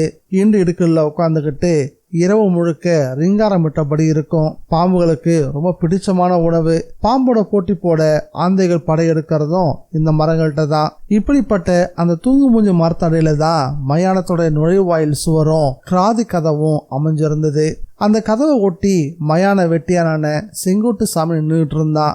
7-8 மணிக்கு ஓடி போறவன் தர்மனுக்காக அன்னைக்கு காத்துக்கிட்டு இருந்தான். தர்மம் வரவும் அவன் பணிவோடு கும்பிடவும் செஞ்சான். அவனை பார்த்ததும் நல்லா இருக்கியாலே தர்ம விசாரிக்கவும் செஞ்சான். ஏதோ பொழப்பு நடந்துகிட்டு இருக்கு சாமி, வெட்டியா பதில் சொன்னான். எதுவும் உபத்திரம் இல்லையே? அதெல்லாம் ஒண்ணும் இல்லைங்க, இங்க தங்கினாதான் பிரச்சனையே. ஏன்டா பயப்படுற? சுட்டு பொழைக்கிறதாண்டா உன்னோட விதி. உன்னை இங்க எது என்ன பண்ணிட போகுது? அப்படிலாம் இல்லைங்க, மனசுக்கு பிடிக்கல. இப்பெல்லாம் முன்ன மாதிரி கிடையாதுங்க. பெரும்பாலும் இங்க கட்டைகள்லாம் வரதே கிடையாது. எல்லாமே எலக்ட்ரானிக் சுடுகாட்டுக்கு போயிடுறாங்க. பால் தெளிப்பு 10ஆவது நாள் காரையெல்லாம் ஒரே நாள்ல முடிச்சிடுறாங்க. காலம் ரொம்பவே மாறி போச்சுங்களே. நீ தான் அப்படி சொல்லிக்கிட்டு இருக்க. புகைய பார்த்தா 1க்கு 4 வெந்துகிட்டு இருக்க மாதிரில தெரியுது. ஆமா ஆமா, அதுங்கெல்லாம் சாஸ்திரத்துல நம்பிக்கை இருக்கக்கூடியவங்களோட கட்டைங்க. இங்க பாரு, இந்த விஷயத்துல எப்பவும் நம்பிக்கை இருக்கவங்க இருக்கதான் செய்வாங்க. சரி போகட்டும், கன்னிக்குழி விழுந்ததா கேள்விப்பட்டேன். அதனாலதான் உன்னை காத்திருக்க சொன்னேன். எங்க புதைச்சிருக்க? நேரா போங்க. ஈசான்ய மூலையில பார்த்தாலே தெரியும். என்ன வயசு இருக்கும்? ஒரு 25-30 வயசு இருக்கலாங்க. கல்யாணம் ஆகலன்ற கவலையில விஷம் குடிச்சிருச்சான். ரொம்ப சௌகரியமா போச்சு. அப்ப நான் என் வேலையை பார்க்கட்டுமா? தர்ம வெட்டியாங்கிட்ட சொல்லவும் செங்கோட்டு சாமி தலைய சொரிஞ்சான். டேய், உன்னெல்லாம் திருத்தவே முடியாதுடா அப்படின்னு சொல்லியபடியே ஒரு 100 ரூபாய் எடுத்து அவன் கையில திணிச்சு விட்டான். சாமி அப்படின்னு அவன் இழுத்து பேச ஆரம்பிச்சான். என்னடா? இல்லைங்க, இது கட்டாதுங்க. நீங்க போன பின்னால அதை திரும்பவும் போட்டு பழைய மாதிரியே புதைக்கணும். நிறைய வேலைகள்லாம் இருக்கு. கருக்கல்லையே பால் ஊத்த வந்துருவோன்னு சொல்லிட்டு வேற போயிருக்காங்க. எப்பவும் இதே பல்லவிய பாடு. தர்ம அவனை திட்டியபடியே இன்னொரு 100 ரூபாய் எடுத்து அவன் கைக்குள்ள திணிச்சு விட்டான். செங்குட்டு சாமியும் ஆனந்தமா பல்ல காட்டினான். தர்ம மயானத்துக்கு உள்ள போகக்கூடிய பாதையில நடக்க தொடங்கினான். மணி சரியா 1. ஆண்டியப்பன் டீ கடை அந்த நேரத்திலையும் திறந்திருந்தது. செங்குட்டு சாமி கைத்தொடியோட வரவும் ஆண்டியப்பன் ஒரு மாதிரி பார்த்தான். என்னல பாக்குற? ஒரு டீய போடு. டீ போடுறதெல்லாம் இருக்கட்டும், இப்ப நீ காட்டுல இருந்தா வரீங்களோ, அதெல்லாம் உனக்கு எதுக்கு? அது சரி, நான் கொட்ட முழிச்சுக்கிட்டு கடையை திறந்து வச்சிருக்கிறது 2வது ஆட்டம் முடிஞ்சு வரவங்களுக்காக. உன்ன மாதிரி சுடுகாட்டுல போய் பேய் பிசாசோட மாரடிக்கவங்களுக்காக எல்லாம் கிடையாது. ஆரம்பிச்சிட்டியா? அதெல்லாம் ஒன்னும் கிடையாது ஆண்டியப்பா. முனிசிபாலிட்டியில குப்பைங்களை போட்டு எரிக்கிற மாதிரி தான் இந்த உடம்புகளையும் எரிக்கிறேன். பேய் பிசாசெல்லாம் டுபாக்கூரு, பொய் அப்படின்னு சொன்னான். செங்குட்டுச்சாமி, டீ குடிக்கிறதுக்காக நீ எங்கிட்ட புழுகாத. தர்மசாமி இப்பதான் போனதை நான் பார்த்தேன். ஒன்னும் இல்லாட்டி அவர் எதுக்காக அப்பப்ப சுடுகாட்டு பக்கம் வராராக்கும்? அந்த ஆள் ஒரு டுபாக்கூரு. பேய பிடிக்கிறேன், குடுவையில அடக்குறேன்னு ஊரை ஏமாத்திக்கிட்டு இருக்கான். ஆண்டியப்பன் ரொம்ப குதர்க்கமா பேச ஆரம்பிச்சான். ஓஹோ, ஊரை ஏமாத்துறவனாக்கம். அதான் இந்த அர்த்த ராத்திரியில, அதுவும் கன்னி பொண்ணுங்களை புதைக்கிற அன்னைக்கு தான் அவன் சுடுகாட்டு பக்கம் வருவானா? ஆண்டியப்பா, இதெல்லாம் படம் காட்டுற மாதிரி தான் சும்மா நம்ப வச்சுக்கிட்டு இருக்கானுங்க. நீ என்ன சொன்னாலும் சரி, நான் நம்ப மாட்டேன். நீ இடத்த காலி பண்ணு. உன் மேல கூட புட நாத்தம் அடிக்குது. அட நம்பு ஆண்டியப்பா. அந்த ஆளு ஒரு வக்கரம் பிடிச்சவன். அவன் எதுக்காக கன்னி பொண்ணுங்களை தேடி வரான்னு உனக்கு தெரியாதா? ஒரு டீக்காக செங்கோட்டு சாமி பேசின பேச்ச நம்புறதா இல்ல கண்டுக்காம ஒரு டீயை போட்டு கொடுக்கறதான்னு ஆண்டியப்பனுக்கு புரியவே இல்லை. அதே சமயம் நல்ல வேலையா பல சைக்கிள்கள் வரக்கூடிய சப்தம் கேட்டுச்சு. அப்பதான் பக்கத்துல இருக்கக்கூடிய தியேட்டர்ல படம் முடிஞ்சு வரிசையா வர ஆரம்பிச்சாங்க. அதுவும் அந்த டீ கடையை நோக்கி. அதுக்கு மேல செங்குட்டு சாமிக்கும் அங்க நிக்க பிடிக்கல. ஆண்டியப்பனை முறைச்சு பார்த்தபடி அங்க இருந்து கிளம்பி போனான். மறுநாள் காலை விடிஞ்சிருந்தது. குமுட்டி அடுப்புல வச்சிருந்த பால் சுண்டி போயிருந்தது. பித்தளை வெந்நீர் பாய்லரும் அவிஞ்சு போய் டொக்கு டொக்குன்னு சொட்டிக்கிட்டு இருந்தது. கல்லா மேஜிக்கு மேலேயே உட்கார்ந்தபடி தூங்கிக்கிட்டு இருந்தான் ஆண்டியப்பன். சடார்னு யாரோ முதுகுல அடிச்ச மாதிரி இருக்கவும் விழுந்தடிச்சபடி எழுந்திருச்சான். எதிரில கருப்பு போர்வையும் தலப்பாயுமா தர்ம.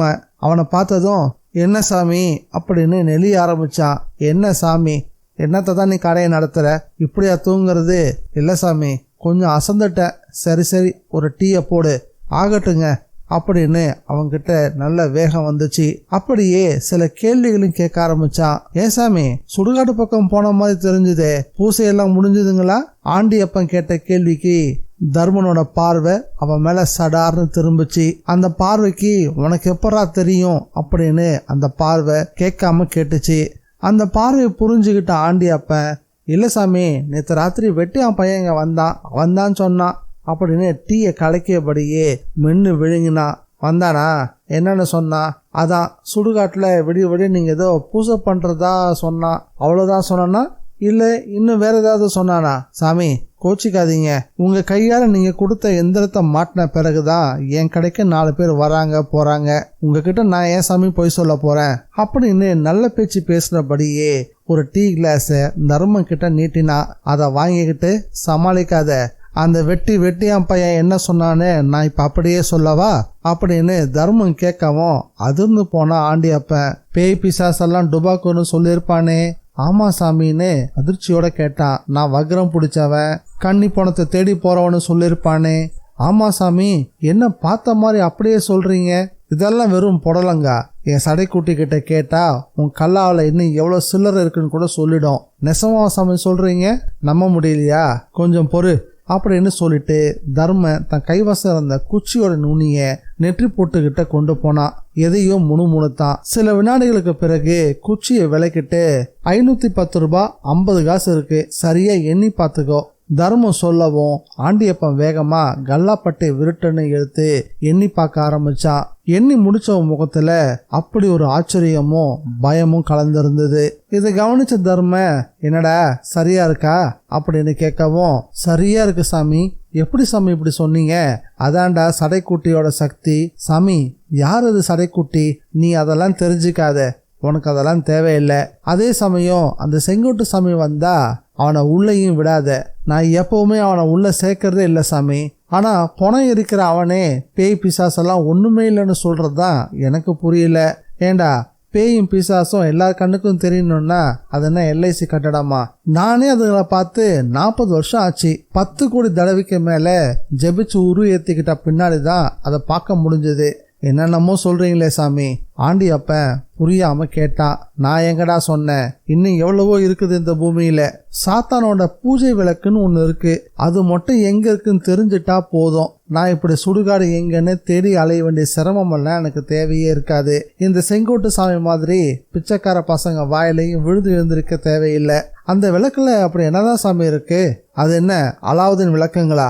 அடப்பாவி, அலாவுதீன் விளக்கு வேற, இந்த விளக்கு வேற. அலாவுதீன் விளக்க தேய்ச்சா பூதம் வரும், ஆனா இதை தேய்க்கெல்லாம் வேண்டாம். இதனுடைய 8 பக்கத்துலயும் 8 திரிகளை ஏத்தினா அப்படின்னு தர்ம ஆவலா சொல்ல வாயெடுத்து பிறகு தப்புன்ற மாதிரி அப்படியே பாதியில நிறுத்திக்கவும் செஞ்சான். சரி சரி, அதெல்லாம் எங்களோட போகட்டும், உனக்கு அதெல்லாம் தேவையில்லை அப்படின்னு சொன்னவன் சட்டுன்னு கையை சொடக்கி ஒரு எலுமிச்சம்பழத்தை வரவழைச்சு அவன் எதிரில் நீட்டினான். எதுக்கு சாமி இது? ஆண்டியப்பன் ஆச்சரியமா கேட்டான். இந்தா, முதல்ல இதை பிடி, ஒரு நூல்ல இதை கட்டு, வியாபாரம் நல்லா சூடு பிடிக்கும். இந்த இடம் என்ன வாடகையா? ஆமா சாமி, 3 மாசத்துல நீ இதை வாங்கிடுவ. ஆண்டியப்பன் அந்த வார்த்தைகளை கேட்டதும் பரவசம் அடைஞ்சிட்டான். டீயை ஒரே வாயில உறிஞ்சிட்டு கிளாஸை வச்சுட்டு சிரிச்சபடி அங்கிருந்து நகர்ந்தான் அந்த வித்தியாசமான மந்திரவாதி. அத்தியாயம் 5.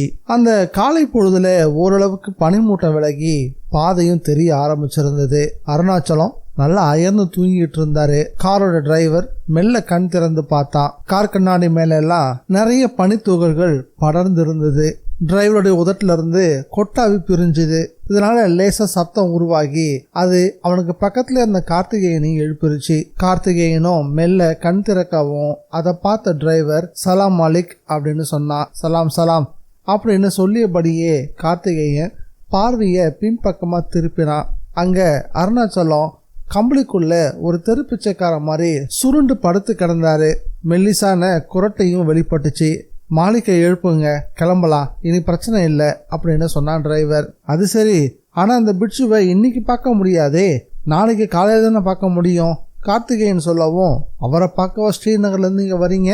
மெல்ல பேசு, சார் தூங்கட்டும். மெலிதா சொல்லியபடி காரை விட்டு வெளியே வந்தான். டிரைவரும் இறங்கி சப்தம் இல்லாம கதவும் மூடினான். இறங்கின 2 பேருமே பரபரன்னு கைகளை தேய்ச்சி விட்டுட்டு பெருமூச்சு விடவும் அவங்க மூக்குல இருந்து சிகரெட் புகை வெளியே வர மாதிரி பனிப்புகை ஒரு 1/2 அடி தூரம் ஓடிச்சு. மொய்தீன், நேற்று ராத்திரி இந்த பனிக்கு நடுவுலையும் ஒரு மிலிட்ரிக்காரரை பார்த்தேன். அதான் சொன்னீங்களே, எனக்கு என்னவோ இந்த பக்கத்துல மிலிட்ரி கேம்ப் இருக்கிற மாதிரியே தெரியல. ஆனா அவர் நடந்துதான் போனாரு. அவர் நடந்து போனப்போ ஷூவோட சப்தமும் எனக்கு கேட்டுச்சு. அப்படின்னா பக்கத்துல நிச்சயமா இங்க கேம்ப் இருக்குன்னு தானே அர்த்தம். நாமெல்லாம் போய் பார்க்கலாமா? பார்க்கலாமே. அது வரைக்கும் சார் கார்லயே தூங்கிட்டு இருக்கட்டும். சொல்லியபடியே பேண்ட் பாக்கெட்டுக்குள்ள கையை விட்டுக்கிட்டு நடக்க ஆரம்பிச்சான். அது ஒரு நீண்ட தார் சாலை. 2 பக்கமும் மலை சரிவுகள்ல அங்கும் இங்கமா சில பெயர் தெரியாத தாவரங்கள். சரிவோட ஆழத்துல பனி ஒரு ஆறா ஓடிக்கிட்டு இருந்தது. புசு புசுன்னு நுரை ததும்ப நீல நிறத்துல ஓடிக்கிட்டு இருந்தது. அதை பார்க்கறதுக்கே மனசுக்கு ரொம்பவும் ரம்மியமா இருந்துச்சு. பாதை முழுக்க ஈரம் வேற. ஆமா, நேற்று நைட்டு மிலிட்ரிக்காரரை பார்த்தேன்னு சொன்னீங்கல்ல, அவரு ஷூ போட்டிருந்தாரா? டிரைவர் மொய்தீன் நடந்தபடி கேட்டான். இது என்ன கேள்வி? இந்த மலையில ஷூ போடாம நடக்க முடியுமா? அதுலயும் அவர் மிலிட்ரிக்காரர் வேற. அவங்களுக்கு ஷூவும் பெல்ட்டும் ரொம்ப பிரதானம்னு உனக்கு தெரியாதா? கரெக்டு தான் சார். ஆமா, நீங்க ரொம்ப நல்லா காஷ்மீரி பேசுறீங்களே, எங்க கத்துக்கிட்டீங்க? அதை விடு. எம்டி கிட்ட பிஏவா இருக்கணும்னா 10 பாஷையாச்சும் தெரிஞ்சிருக்கணும். அவர் ஒன்றும் சாதாரணமான ஆள்லாம் கிடையாது. இவ்வளோ தூரமெல்லாம் அவர் கார்ல வரதே கிடையாது, தெரியுமா உனக்கு? மாலிக் பெரிய பிஸ்னஸ் மேனோ? ஆமா மொய்தீன், அவர் மேல ஒரு சின்ன கீரல் விழுந்தாலும் என் வேலையே காலி. அவரு அந்த அளவுக்கு பெரும் புள்ளி. அப்படின்னா நீங்க லேவுக்கு ஃப்ளைட்ல போயிருக்கலாமே. டிரைவர் மொய்தீன் லாஜிக்கா கேட்டது கார்த்திகேயனுக்கு கொஞ்சம் இடிச்சுது. அது எனக்கு தெரியாதா? காரணமாக தான் அவர் கார்ல வந்திருக்காரு. அவர் இப்படி வந்ததே யாருக்கும் தெரியாது, தெரியவும் கூடாது அப்படின்றதுக்காக தான். ஏன் மாலிக்? மொய்தீன் கேட்டான். இங்க பாரு, ஒன்று நீ என்ன மாலிக்குன்னு சொல்லு, இல்லை அவரை சொல்லு. ரெண்டுத்தையும் போட்டு என்ன குழப்பாத. நாங்கள் உங்களை மாதிரி எங்களுக்கு வேலை கொடுக்குற எல்லாரையும் மாலிக்குன்னு தான் சொல்லுவோம். அது எங்களுடைய வழக்கம். சரி, ஷூவோட தடையும் எங்காவது தெரியுதா பாரு. அது கேம்ப் இருக்க இடத்துக்கு நமக்கு வழி காட்டலாம். கார்த்திகேயன் டிரைவரோட பேச்ச கத்தரிச்சு பேசினான். பார்வையும் ஷூ தடயங்கள் எங்காவது தென்படுதா அப்படின்னு தேட ஆரம்பிச்சது. தார் சாலையில எந்த தடயமும் தெரியல. பக்கத்துல பாதாள சரிவு. அதுல நிச்சயமா அந்த மிலிட்ரிக்காரர் இறங்கி இருக்க வாய்ப்பே இல்லை. கார்த்திகேயனும் விடாம பார்வையை விரட்டினான். நாலாபுறமும் ராட்சச சைஸ்ல வெள்ளை குள்ளாக்களா பனிமலைகள். காரை விட்டு கொஞ்ச தூரம் வந்த பிறகு ஒரு இடத்துல இறங்கி நடக்க முடிஞ்ச அளவுக்கு ஒரு சரிவு. அதுல ஷூக்களோட தடயமும் தென்பட்டுச்சு. உடனே கார்த்திகேயன் பரபரப்பாயிட்டான். மொய்தீன், இங்க பாரு.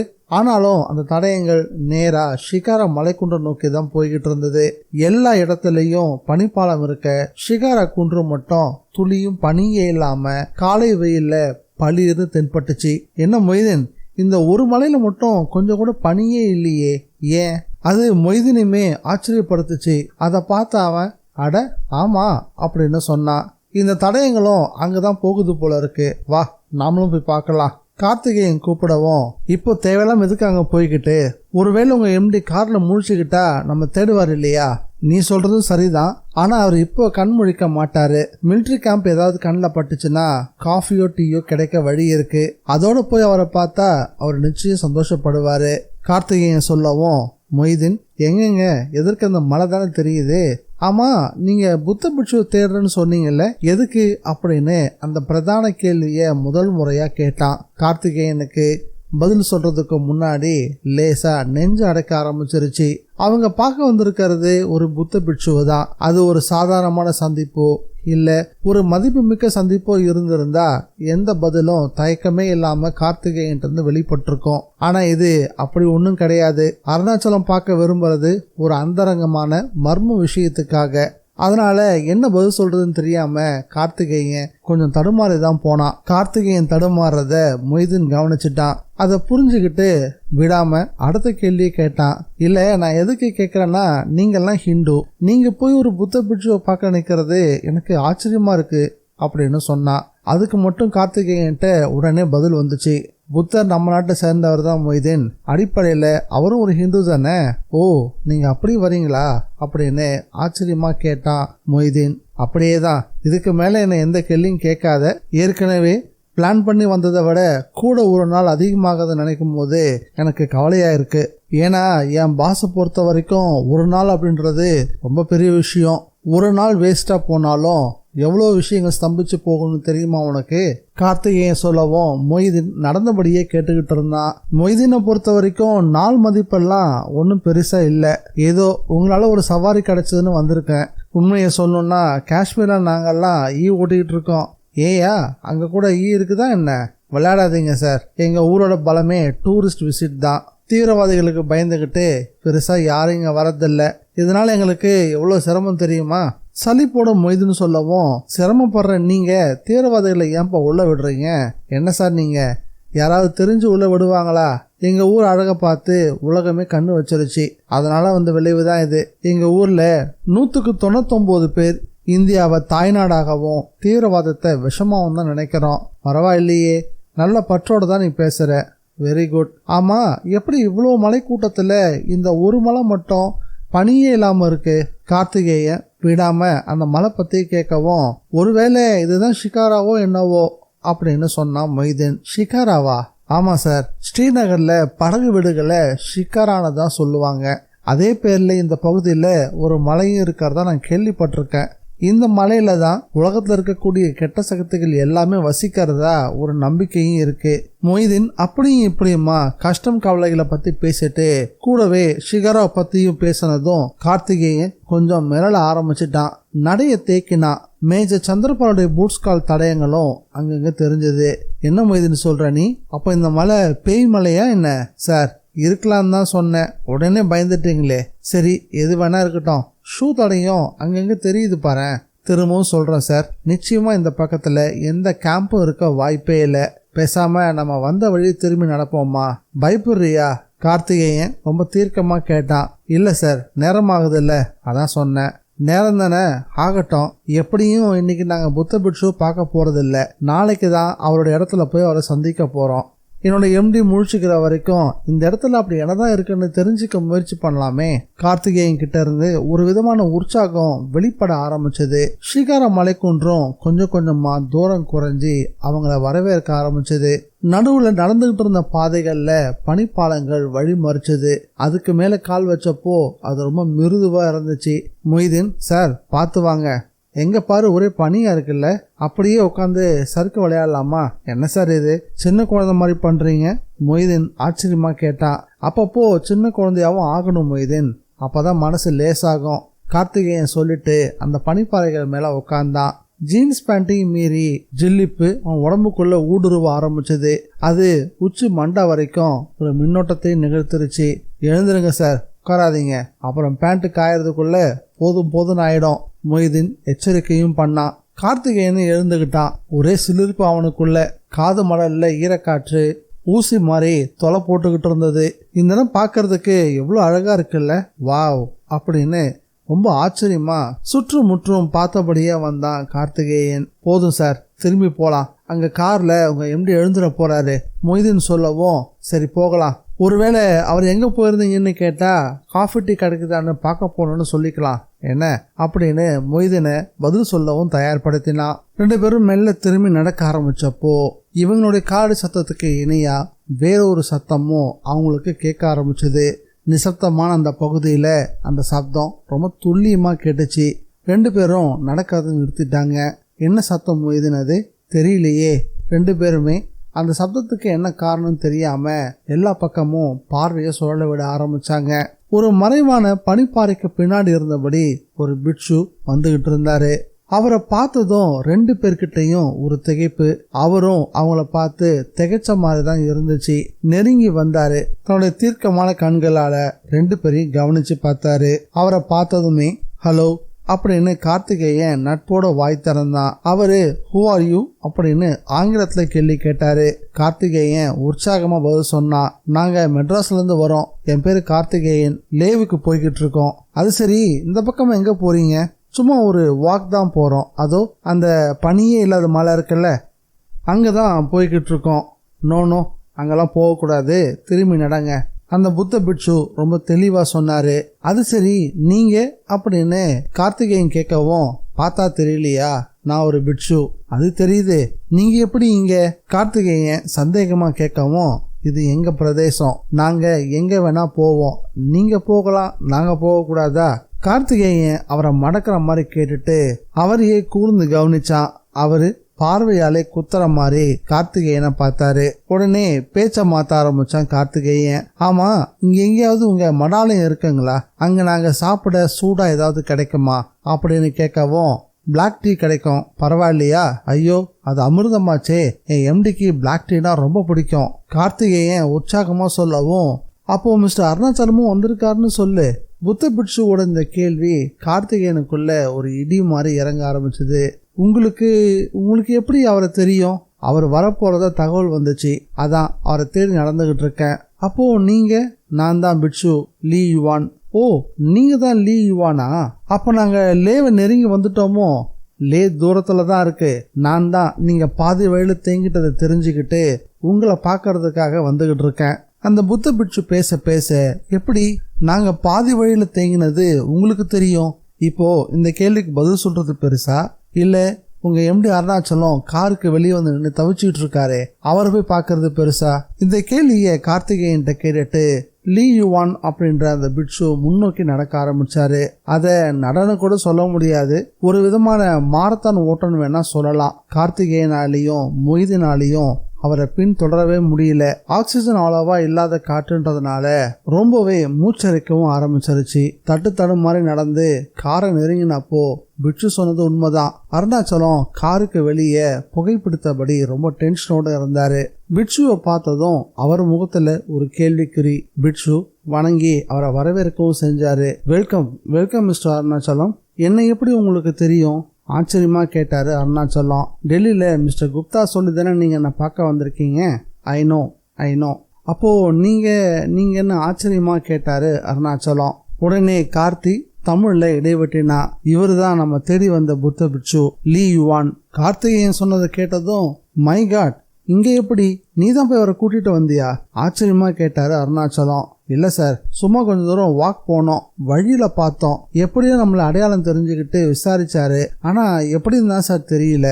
என்னையா சொல்ற? அப்ப நம்ம லே கிட்ட வந்துட்டோமா என்ன? இவரை கேட்டா இல்லங்கிறாரு. எது எப்படியோ சார், பிட்சு லீ யுவான் ஒரு அதிசய மனிதர்னு குப்தா சொன்னது சரியாதான் இருக்கு. அப்போ கும்பிட போன தெய்வம் குறுக்கிலே வந்துருச்சுன்னு சொல்லு.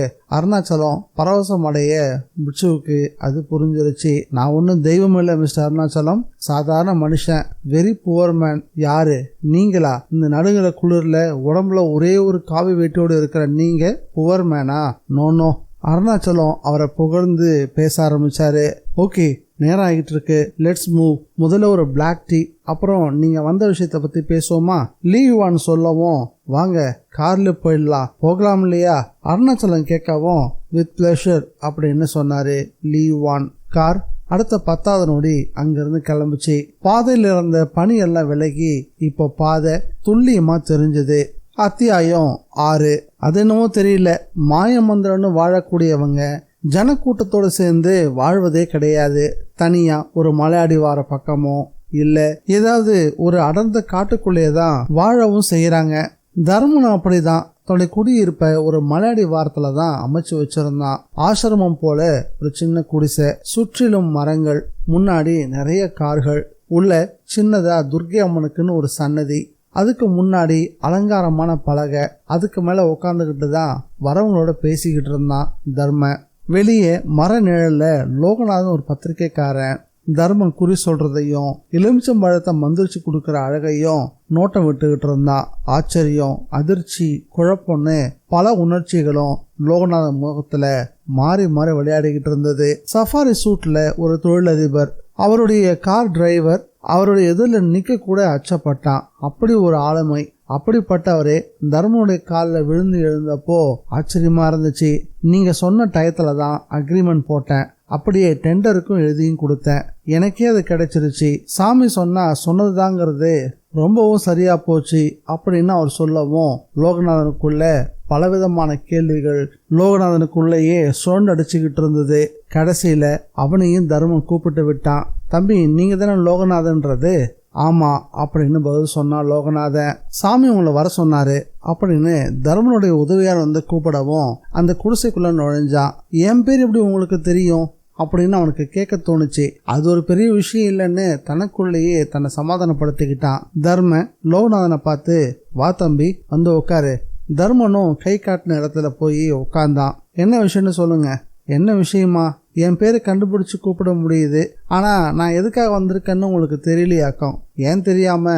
உழைச்சி பிழைக்கிறதுக்கு வழி தெரியாம மாய மந்திரம், பில்லி சூனியம், ஏவல்னு ஏதேதோ போய் சொல்லிக்கிட்டு வரவங்க போறவங்களை ஏமாத்தி பிழைக்கிறது ஒரு பொழப்பா?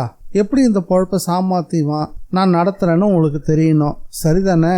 பரவாயில்லையே, என் மனசுல இருக்கிறதையும் நீங்க அப்படியே சொல்லிட்டீங்களே. உங்களுக்கு ஃபேஸ் ரீடிங், டெலிபதி இதெல்லாம் தெரியும் நான் நினைக்கிறேன். எனக்கு வெங்கடாஜலபதியே தெரியும். டெலிபதினா எனக்கு என்னன்னே தெரியாது. இப்படி மனசுல இருக்கிறத புட்டு புட்டு வைக்கிறதுக்கு பேர் தான் டெலிபதின்னு நீங்க சொல்வீங்களோ? அப்படியும் சொல்லுவாங்கன்னு வச்சுக்கோங்களேன். கொஞ்சம் திமிரா தான் பதில் சொன்னான் லோகநாதன். ஆனா டெலிபதிங்கிறது ஒருத்தர் பார்த்துக்காம டெலிஃபோனோட உதவியே இல்லாம பேசிக்கிற ஒரு வித்தன்னு சொல்லுவாங்க. இது கூட எந்த அளவுக்கு உண்மைன்னு எனக்கு தெரியாது. லோகநாதன் சொல்லி முடிச்சதும், அப்போ உங்களுக்கு எல்லாத்துலயுமே ஒரு சந்தேகம் இருக்குன்னு சொல்லுங்க. சந்தேகப்படாம யார் இருக்காங்க சொல்லுங்க பாப்போம். சந்தேகப்பட்டா தானே கேள்வி கேட்கவே முடியும். லோகநாதன் இருந்து இந்த பதில் வெளிப்பட்டுச்சு. சரி, இப்போ உங்களுக்கு என்னதான் தெரியணும்? உங்க மாய மந்திரம் எல்லாம் எந்த அளவுக்கு உண்மை? லோகநாதன் கேட்கவும், அவ்வளவும் பொய். பொட்டில் அடிச்ச மாதிரி தர்மம் கிட்ட இருந்து பதில் வந்துச்சு. பொய்யா? ஆமா, பொய்யே தான். எல்லாமே தகிடத்தம் தான். தர்மனும் நெத்தி பொட்டில் அடிச்ச மாதிரி பதில் சொன்னான். இல்ல, நீங்க எனக்காக வேணும்னே சொல்றீங்க. லோகநாதன் திருப்பி கேட்டான். அட என்ன தம்பி, நீங்க எதுக்கு வெட்டி பேச்சுன்னு ஒரு வார்த்தையில பதில் சொன்னா கூட அதையும் சந்தேகப்படுறீங்களே. அப்போ நீங்க சொன்னதை நான் அப்படியே பத்திரிக்கையில எழுதவா? லோகநாதன் கேட்டான். இல்லாட்டி மட்டும் இதெல்லாம் மிகப்பெரிய உண்மைன்னு புகழ்ந்தா என்ன எழுத போறீங்க? அப்போ வெறுத்து போய் தான் இப்படி சொல்றீங்களா? இதுல வெறுக்கிறதுக்குன்னு என்ன தம்பி இருக்கு? ஏமாற தயாரா இருக்கவங்கள ஏமாத்த வேண்டியது, ஏமாத்த முடியாதவங்கள்ட்ட சரண்டர் ஆக வேண்டியது தான். இதுதான் என்னுடைய பாலிசி. தர்ம ரொம்ப சாதாரணமா கேஷுவலா அந்த பதில சொன்னான். உடனே லோகநாதன் திணற ஆரம்பிச்சிட்டான். நிறைய வாக்குவாதங்கள், விளக்கங்கள்னு இந்த சந்திப்பு போகணும்னு நினைச்சான். ஒரு சுவாரஸ்யமான கட்டுரை கிடைக்கும்னு நினைச்சான். ஆனா இந்த மனுஷன் இப்படி பொசுக்குன்னு முருங்கை கட்டை போல விஷயத்த உடைச்சு விட்டுட்டானே. வெறிச்சு பார்த்தான் லோகநாதன். கொஞ்ச நேரம் முன்னாடி வரைக்கும் இது எல்லாமே பொய் நம்பிக்கைகள் அப்படின்னு நினைச்சுக்கிட்டு இருந்தவன் கொஞ்சம் புத்திசாலித்தனமா யோசிக்க தொடங்கினான். உலகத்துல தப்பான யாரும் இவ்வளவு தைரியமா தன்னோட தப்பை ஒத்துக்கவே மாட்டாங்க. அதுல கொஞ்சம் வெக்கமும் தயக்கமும் நிச்சயம் அவங்க கிட்ட இருக்கும். தர்மம் கிட்ட அது சுத்தமா இல்லை. தான் கூட விவாதம் செய்ய விரும்பாததால தான் ஒருவேளை இப்படி அவன் பேசுறானோ மனசுக்குள்ள யோசிச்சான். உடனே தர்ம, என்ன தம்பி, எனக்கு உங்ககிட்ட விவாதம் பண்ண பிடிக்காம நான் ஒரே வார்த்தையில முடிச்சுட்டு தான் நினைக்கிறீங்க போல இருக்கு. தர்ம லோகநாதோட மனச அப்படியே படம் பிடிச்சிட்டான். அதை கேட்டதும் லோகநாதன் திணற ஆரம்பிச்சிட்டான். அது வந்து என்ன தயக்கம், என்ன எந்த கணக்குல எடுத்துக்கிறதுன்னு தெரியலையோ. தர்மம் கேட்டதும் ஆமா அப்படின்னு பதில் சொல்லிட்டான் லோகநாதன். அப்படி வாங்க வழிக்கு எதையும் புரிஞ்சுக்க முயற்சி செய்யுங்க. முன்னாடியே ஒரு முடிவுக்கு வந்து அதில் நின்றுக்கிட்டு எதையும் பார்க்காதீங்க. இல்ல எனக்கு புரியல அப்படின்னு சொன்னா லோகநாதன். மாந்திரிகமும் ஒரு விதமான விஞ்ஞானம் தான் தம்பி. நான் எதிர்பார்த்த விஷயங்களை இப்பதான் நீங்க சொல்ல ஆரம்பிக்கிறீங்க. அது எப்படின்னு கொஞ்சம் விளக்கமா தான் சொல்லுங்களேன். லோகநாதன் கேட்கவும், அணுகுண்டு பத்தி நீங்க கேள்விப்பட்டிருக்கீங்கல்ல? தர்மம் கேட்டான். எதுக்கு இப்ப இந்த கேள்வி கேட்கறீங்க? இல்ல கேள்விப்பட்டிருக்கீங்களான்னு கேட்டேன். நிறையவே கேள்விப்பட்டிருக்கேன். கோட் வேர்ட்ல கூட புத்தர் சிரிச்சார்னு நம்ம வாஜ்பாய் கவர்மெண்ட் கூட அணுசக்தி பரிசோதனை செஞ்சு பார்த்தாங்களே. அந்த குண்டை எப்படி செய்யணுன்ற விஷயத்த விஞ்ஞானிகள் கிட்ட கேட்டா அவங்க சொல்லிடுவாங்களா? அது எப்படி? அது டாப் சீக்ரெட் ஆச்சே. லோகநாதன் வேகமா பதில் சொன்னான். ஓஹோ, அப்படி அவங்க சொல்லன்றதுக்காக அது பொய் இல்லையே. நிச்சயமா கிடையாது. மாந்திரிகமும் ஒரு விஞ்ஞானம் தான். நான் சொல்றதுக்கும் அதுதான் விஷயம். இதுவும் டாப் சீக்ரெட் தான். என்னால வெளியே சொல்ல முடியாது. இல்ல நீங்க சாமர்த்தியமா பதில் சொல்றீங்க. நீங்க பயங்கர புத்திசாலி. எப்படி இல்லாம என்கிட்ட பேசி என்ன வார்த்தைகளை கட்டி போட பாக்குறீங்க. மாந்திரிகத்தை நான் புரிஞ்சுக்க விரும்புறேன். லோகநாதன் சொன்னதும், அப்படியா? அப்படின்னா ஒண்ணு செய்யுங்க. நீங்க என்கிட்ட மாணவனா வந்து சேர்ந்துருங்க. அதுக்கு முன்னாடி உங்க ஜாதகத்தை கொண்டு வந்து என்கிட்ட கொடுங்க. அதை பார்த்துட்டு பிறகு நான் சொல்றேன். ஜாதகமா அது எதுக்கு? எல்லாரும் எல்லாத்தையும் படிச்சு தெரிஞ்சுக்க முடியாது. மாயசாஸ்திரம் படிக்கிறதுக்கு கர்ம வினையில இடம் இருக்கணும். ஓ, இதுவும் சாமர்த்தியமான பதில் தானோ? எந்த ஒரு விஷயத்தையும் கத்துக்க ஆர்வமும் அக்கறையும் இருந்தா போதாதா? கூடவே கொஞ்சம் உழைப்பும் தேவை. அந்த விஷயம் தானா வசப்பட்டுடுமே. லோகநாதன் தன் மனசுல இருந்தத அப்படியே சொன்னா. தம்பி, அதெல்லாம் இந்த வித்தைக்கு மட்டும் பொருந்தவே பொருந்தாது. இல்லைங்க, நிச்சயம் பொருந்தும். மனுஷன் முயற்சி செஞ்சா முடியாதது எதுவுமே கிடையாதுன்னு சொல்லியிருக்காங்க. லோகநாதன் துடுக்க பதில் சொன்னான். அப்படியா? என்ன அப்படியா? நிலாவில் கால் வைக்கல, செவ்வாய் கிரகத்துக்கு சேட்டலைட்லாம் அனுப்பல, மறுபடியும் தர்ம அப்படியா அப்படின்ற மாதிரி கேட்கவும், என்னங்க திரும்ப திரும்ப அப்படியானா என்னங்க அர்த்தம்? மனுஷ சக்தியால எதுவும் முடியாது. படிப்பு வாசனையே இல்லாத நீங்களே மாயமந்திரம்னு என்னென்னவோ பண்ணிக்கிட்டு இருக்கீங்க. படிச்ச அது என்னால முடியாதா என்ன? அப்போ மனுஷனால எல்லாமே முடியும்னு சொல்றீங்க. எது முடியாது அத சொல்லுங்களேன். சரி, நான் ஒரு விஷயத்த சொல்றேன். இது வீட்டுக்கு வீடு நடக்கிற ஒரு விஷயம்தான். அரசாங்கமும் இதை தடுக்க என்ன பண்ணலாம் அப்படின்னு மண்டையை பிச்சுட்டு இருக்கிற ஒரு விஷயம். அதை சொல்றேன், உங்களால முடியுமான்னு சொல்லுங்களேன் பாப்போம். என்னது, வீட்டுக்கு வீடு நடக்கிற விஷயமா? என்ன சொல்றீங்க? குழந்தை பிறக்கிறத தான் சொல்றேன். அது எந்த வீட்டுல நடக்கல? அப்போ நான் குழந்தை பெற்றுக்கணுமா? ஆமா, சரியா சொன்னீங்க தம்பி. உங்க முயற்சியால நீங்க கருத்தரிச்சு 10 மாசம் சுமந்து ஒரு குழந்தைய பெத்து காட்டணும். முடியுமா உங்களால? இல்ல, நீங்க திரும்பவும் விதண்டாவாதம் தான் பண்ணிக்கிட்டு இருக்கீங்க. ஒரு ஆண் எப்படிங்க பிள்ளைய பெத்துக்க முடியும்? முயற்சி, உழைப்பு, அப்படி இப்படின்னு எதோ சொன்னீங்களே. தர்ம லோகநாதனை மடக்கி கேட்டாரு. இயற்கைக்கு எதிராக எது செஞ்சாலும் அது உருப்படாது. அது உங்களுக்கு தெரியாதா என்ன? லோகநாதன் கிட்டையும் எகத்தாளமா பதில் வந்துச்சு. தம்பி, மாந்திரிகமும் அப்படிதான். அது மட்டும் இல்ல, இது போல பல விஷயங்கள் இருக்கு. நீங்க என்னை சமாளிக்கிறதுலயே குறியா இருக்கீங்க. நீங்க ஒரு ஆண், உங்களால மாயமந்திரங்களை கத்துக்க முடியும் அப்படின்னா நானும் ஒரு ஆண் தானே, என்னாலையும் அது முடியும் தானே. ஓ, அப்படியா கேக்குறீங்க? இந்த முறையும் தர்ம கொஞ்சம் கிண்டலா தான் பேசிக்கிட்டு இருந்தாரு. பாருங்களேன், திரும்பவும் நீங்க நக்கலா அப்படியான்னு கேக்குறீங்களே. என்னோட தன்னம்பிக்கையை நீங்க என்ன பண்ணாலும் எதுவும் செய்ய முடியாது. ஒண்ணு, நீங்க பண்றது மாயஜாலங்கள் அப்படின்னு எனக்கு தெரியணும். இல்லையா, நீங்க பண்றது உண்மைதான் அப்படின்னா அதை எப்படி பண்றீங்கன்னு நான் தெரிஞ்சுக்கணும். லோகநாதன் விடாபடிய கேள்வி கேட்டுக்கிட்டு இருந்தான். சரி, நான் உங்களுக்கு ஒரு பரீட்சை வைக்கிறேன். அதுல நீங்க பாஸ் பண்ணிட்டா உங்களை நான் என் கூட சேர்த்துக்கிட்டு உங்களுக்கு வித்தைகளை சொல்லித்தரேன். எனக்கு பிறகு பேர் சொல்ல ஒரு சிஷ்யம் இல்லைங்கிற குறை தீர்ந்து போகும். சரி, என்ன பரீட்சைன்னு சொல்லுங்க. நாம 2 பேருமே ஆண்னு சொன்னீங்கல்ல. தர்மம் கேட்டதுக்கு இல்லையா பின்ன அப்படின்னு வேகமா பதில் சொன்னா லோகநாதன். உருவத்துல ஆணா இருந்து எந்த பிரயோஜனமும் இல்லை, உள்ளத்துலயும் ஒரு ஆணா இருக்கணும். அப்படின்னா எனக்கு புரியல. லோகநாதன் கேட்டான். ஏதாவது வீரதீர செயல் செஞ்சு அதை நிரூபிக்கணுமா? ஆமா, கத்தி கபடான்னு எதுவும் இல்லாம, முண்டா தட்டாம, முட்டி மோதாம நாம் ஆம்பளைங்கிறத காட்டுறதுக்கு ஒரு பரீட்சை இருக்கு. அந்த பரீட்சை தான் மாந்திரிகத்துல ரொம்ப ரொம்ப முக்கியமான பரீட்சை. தர்மன் சொல்லவும், என்ன பரீட்சை அது? இன்னைக்கு போயிட்டு நாளைக்கு ராத்திரி வாங்க, 2 பேரும் சேர்ந்து அந்த பரீட்சையை எழுதுவோம். தர்மன் லோகநாதன் கிட்ட சொல்லவும் சந்தேகத்தோட அங்கது கிளம்புனா. கிளம்புறதுக்கு முன்னாடி லோகநாதன், அப்புறம் மாற மாட்டீங்களே? நீங்க மாறாம இருந்தா சரி தம்பி, அப்ப நான் இப்பவே புறப்படுறேன், பார்த்து போயிட்டு வாங்க தர்ம விடை கொடுத்தான். லோகநாதனும் ஏதோ கூரை ஏறி கோழியாவது பிடிக்க முடிஞ்சதே அப்படின்ற மாதிரி அங்கிருந்து புறப்பட்டான். லோகநாதன் அங்கிருந்து புறப்பட்டு போனதும் தர்மனுடைய முகத்துல ஒரு விதமான மர்ம சிரிப்பு வெளிப்பட்டுச்சு. அத்தியாயம் 7. சூரியன் உச்சியில இருந்தான். அந்த பனி பள்ளத்தாக்குல குளிரும் கொஞ்சம் கட்டுப்பாட்டுக்குள்ளதான் இருந்துச்சு. அண்ணாந்து பார்த்தாரு. புத்த பிட்சுவான லீ யுவான். துளி கூட அவரோட கண்கள்ல கூச்சமே இல்லை. அப்படியே எதிரில் இருந்த அருணாச்சலத்தையும் கார்த்திகேயனையும் பார்த்தாரு. பிறகு துணை மடாலயத்துக்குள்ள அவங்கள கூட்டிட்டு போனாரு. மடாலயம் பிலாய் மரத்துண்டுகளால ஈரத்தை தாக்கு பிடிக்கிற மாதிரி அமைக்கப்பட்டிருந்தது. பீடம் ஒண்ணுல யோக புத்தருடைய உருவம் பளிச்சுன்னு கண்ணில் பட்டுச்சு. அதுக்கு முன்னாடி கொத்தா ஊதுபத்திகள் புகைக்கூடுகளை உருவாக்கிக்கிட்டு இருந்தது. இதமான மனம் வீசிக்கிட்டு இருந்தது. ஒரு ஈச்சம்பாய் தரையில விரிக்கப்பட்டிருந்தது. பிட்சு அதுல 2 பேரையும் உட்கார சொன்னாரு. ஆனா அருணாச்சலம் கார்த்திகேயனை பார்த்து, நீ போய் கொஞ்சம் வெளியேறு அப்படின்ற மாதிரி பார்க்கவும் அதை அவன் புரிஞ்சுக்கிட்டு அங்கிருந்து வெளியேறினா. பிட்சுவோட முகத்துல ஒரு விதமான நூலிழை சிரிப்பு தென்பட்டுச்சு. நான் வந்திருக்கிறது ஒரு முக்கியமான விஷயத்துக்காக, அது என்னை தவிர வேறு யாருக்கும் தெரியவும் கூடாது. அருணாச்சலம் அவ சிரிச்சதை கவனிச்சுட்டு, அவனை வெளியே அனுப்புனதுக்கான காரணத்தை சொன்னாரு. உடனே அதை புரிஞ்சுக்கிட்ட பிட்சுவும் பணம் காசு சேர்ந்துட்டாலே எல்லாமே ரகசியம் தானே. பிட்சுவோட பதில்ல ஒரு குத்தல் தெரிஞ்சது. சாமி, நீங்க முற்றும் திறந்தவரு, ஆனா நான் அப்படி இல்லைங்க. சரி, விஷயத்துக்கு வாங்க, நான் என்ன செய்யணும்? லீ யுவான் கேட்கவும், நீங்க இறந்து போனவங்க கூட பேசுவீங்கன்னு நான் கேள்விப்பட்டேன். முதல்ல நான் அதை நம்பல.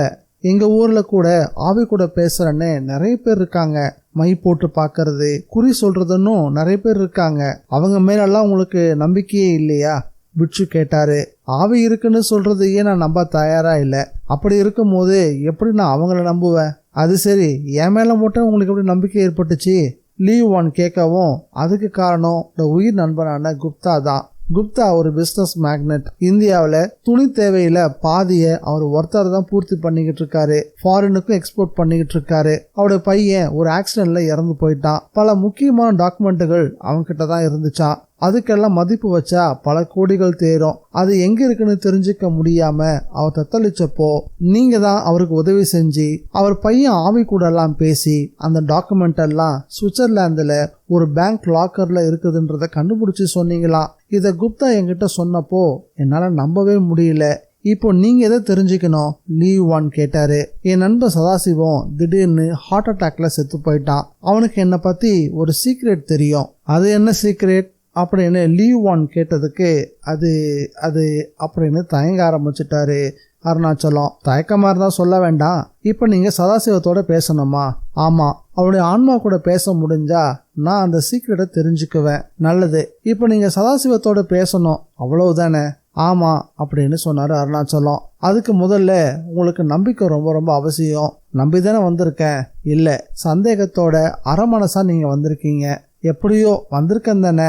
அருணாச்சலம் விடாபடியா பேசினாரு. எப்படியோ வந்திருக்கன்றது தப்பான ஒண்ணு. முழு நம்பிக்கை அது இல்லைன்னா என்னால அவரை கூப்பிட முடியாது. இல்ல சாமி, தப்பா எடுத்துக்காதீங்க. கண்ணால பார்த்து காதால கேட்கறது மேலே சந்தேகப்படுறது மனுஷ ஜென்மம். அப்படி இருக்க எனக்கு எப்படிங்க நம்பிக்கை வரும்? சதாசிவத்தோட ஆத்மா இங்க வந்து என் கண் முன்னாடி தெரியட்டும், நான் அப்ப நம்புறேன். அருணாச்சலம் உண்மையா பேசினாரு.